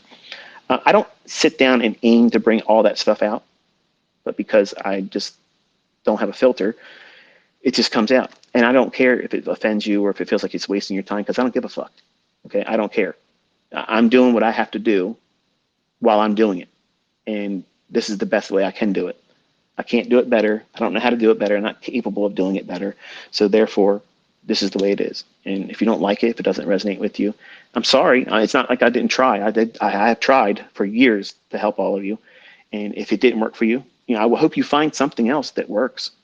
If trading has bit you, I know what it feels like to have that, and you just can't leave it. In the first couple of years of my existence as a trader, I was just like that. It was like a toxic relationship I couldn't let go of. But when you finally go through marriage counseling with yourself and you fix all the problems that you have, that's what happened for me. I was the one holding it all back. It was me, over leveraging, over trading, trying to find setups that really wasn't there, forcing my will in the trade, taking my external desires of either depression or embarrassment because my first wife left me for an older man. All those things were problematic for anyone, whether they had the same mental baggage that I have or not. That's a hard pill to swallow. And then on top of it, your parents don't want nothing to do with you. And then you lose the only parent that you had or envisioned as, which was my grandfather. So I had all the fucking recipe of a comeback underdog story. And none of that is an excuse for me to lean on and say, that's the reason why I couldn't make it. It was always me. It was always me. It was my reactions to all those things. All of you had things done to you. Some of you have had worse physical things done to you than me that have scarred you. Some of you, you don't have any knowledge of who your parents are. Maybe you discovered that you were adopted, and it's like, why would my parents even just give me away? How could you do that? Yeah, I get these types of emails from students, and it holds them back. You can't change that stuff. Just like Cameron, he can't change the fact that he had that many attempts and that many failures. So he wrestles with that. Well, you either grow past that and say, okay, that was just a moment during this journey. I stumped my toe there, but it didn't put me in a wheelchair where I can't walk the rest of the way. You're literally going to have this in the rest of your life. You're going to have drawdown. You're going to have periods where you just can't find your groove, and you have to give yourself permission to stop trading. That means stop for a week or two. Don't try to push it really hard, and don't take external reasons for you to want to feel better about yourself or mask an uncomfortable situation you may be going through in your personal life. Maybe a divorce, maybe it could be a number of things. Whatever it is that's making you feel like you need some kind of distraction from that pain or that misery, the worst thing you can do is take that to the marketplace and say, here, reward me for doing this and make me feel better. Like you're picking up the charts and rubbing it like a genie in a lamp, and like, answer my wishes, do my bidding, answer to my will. And you're not even looking at it objectively when you're like that. You're in pain. You need some kind of, like I said, perfect distraction. And I was doing that in the beginning. That's most of what I was doing every single time I traded. And it's something you don't identify until you hit rock bottom. Not once, not twice, but a few times. And if you still feel like you want to be here trying to learn how to do this, you are a trader. You just haven't found your consistency or the model that fits you yet. Anybody that says, I quit, I'm not doing this, but you can't imagine living life without doing this, you're lying to yourself. You're lying to yourself. So just admit the fact that you're at a point right now, you're frustrated, and that's normal. I quit dozens of times when I was younger, but really that was a code word for I need a break. And that break only was long enough until I had enough money to put back into the account. It's the way it was, folks. That's exactly what it was. And you should be encouraged by that. Because I don't want to be the catalyst to talk anybody out of doing this, because I think this is one of the last best opportunities to become extremely comfortable, but with the potential to make whatever you want to make. But you have to be comfortable accepting periods where you lose money. And it might be a series of them. And if you can't control yourself, if you can't identify the fact that, okay, I had a losing trade, I want to get that back. I'm mad. I'm regretful. I didn't see it like I should have. Okay. Is that the proper state of mind before you put on a new trade? Fuck no. So you stop. That's why these rules are here for him, because he couldn't. And then when he would get mad, just putting the trade on just to see what would happen, and then ready to take the credit if he was right, like he did something. You ever been there before? Because that sounded like something I did when I was younger too. That's gambling. That is gambling. And I don't promote gambling. I don't promote that gambler's mindset. There has to be a reason for you to take that trade. If there isn't a sound reason to take that trade or stay in it, there's no reason for your stop loss to get hit. If everything in that chart is saying that it's not going to pan out, it's definitely you're wrong, concede and say, okay, I'm done. And don't go back in for that day, no matter what happens. The learning experience that you get without losing money is astronomical. And the times that you do that and you were right because it goes the other direction, that is a learning experience that is so powerful that no book, no video course, no example of me doing it in front of you doesn't have the same impact.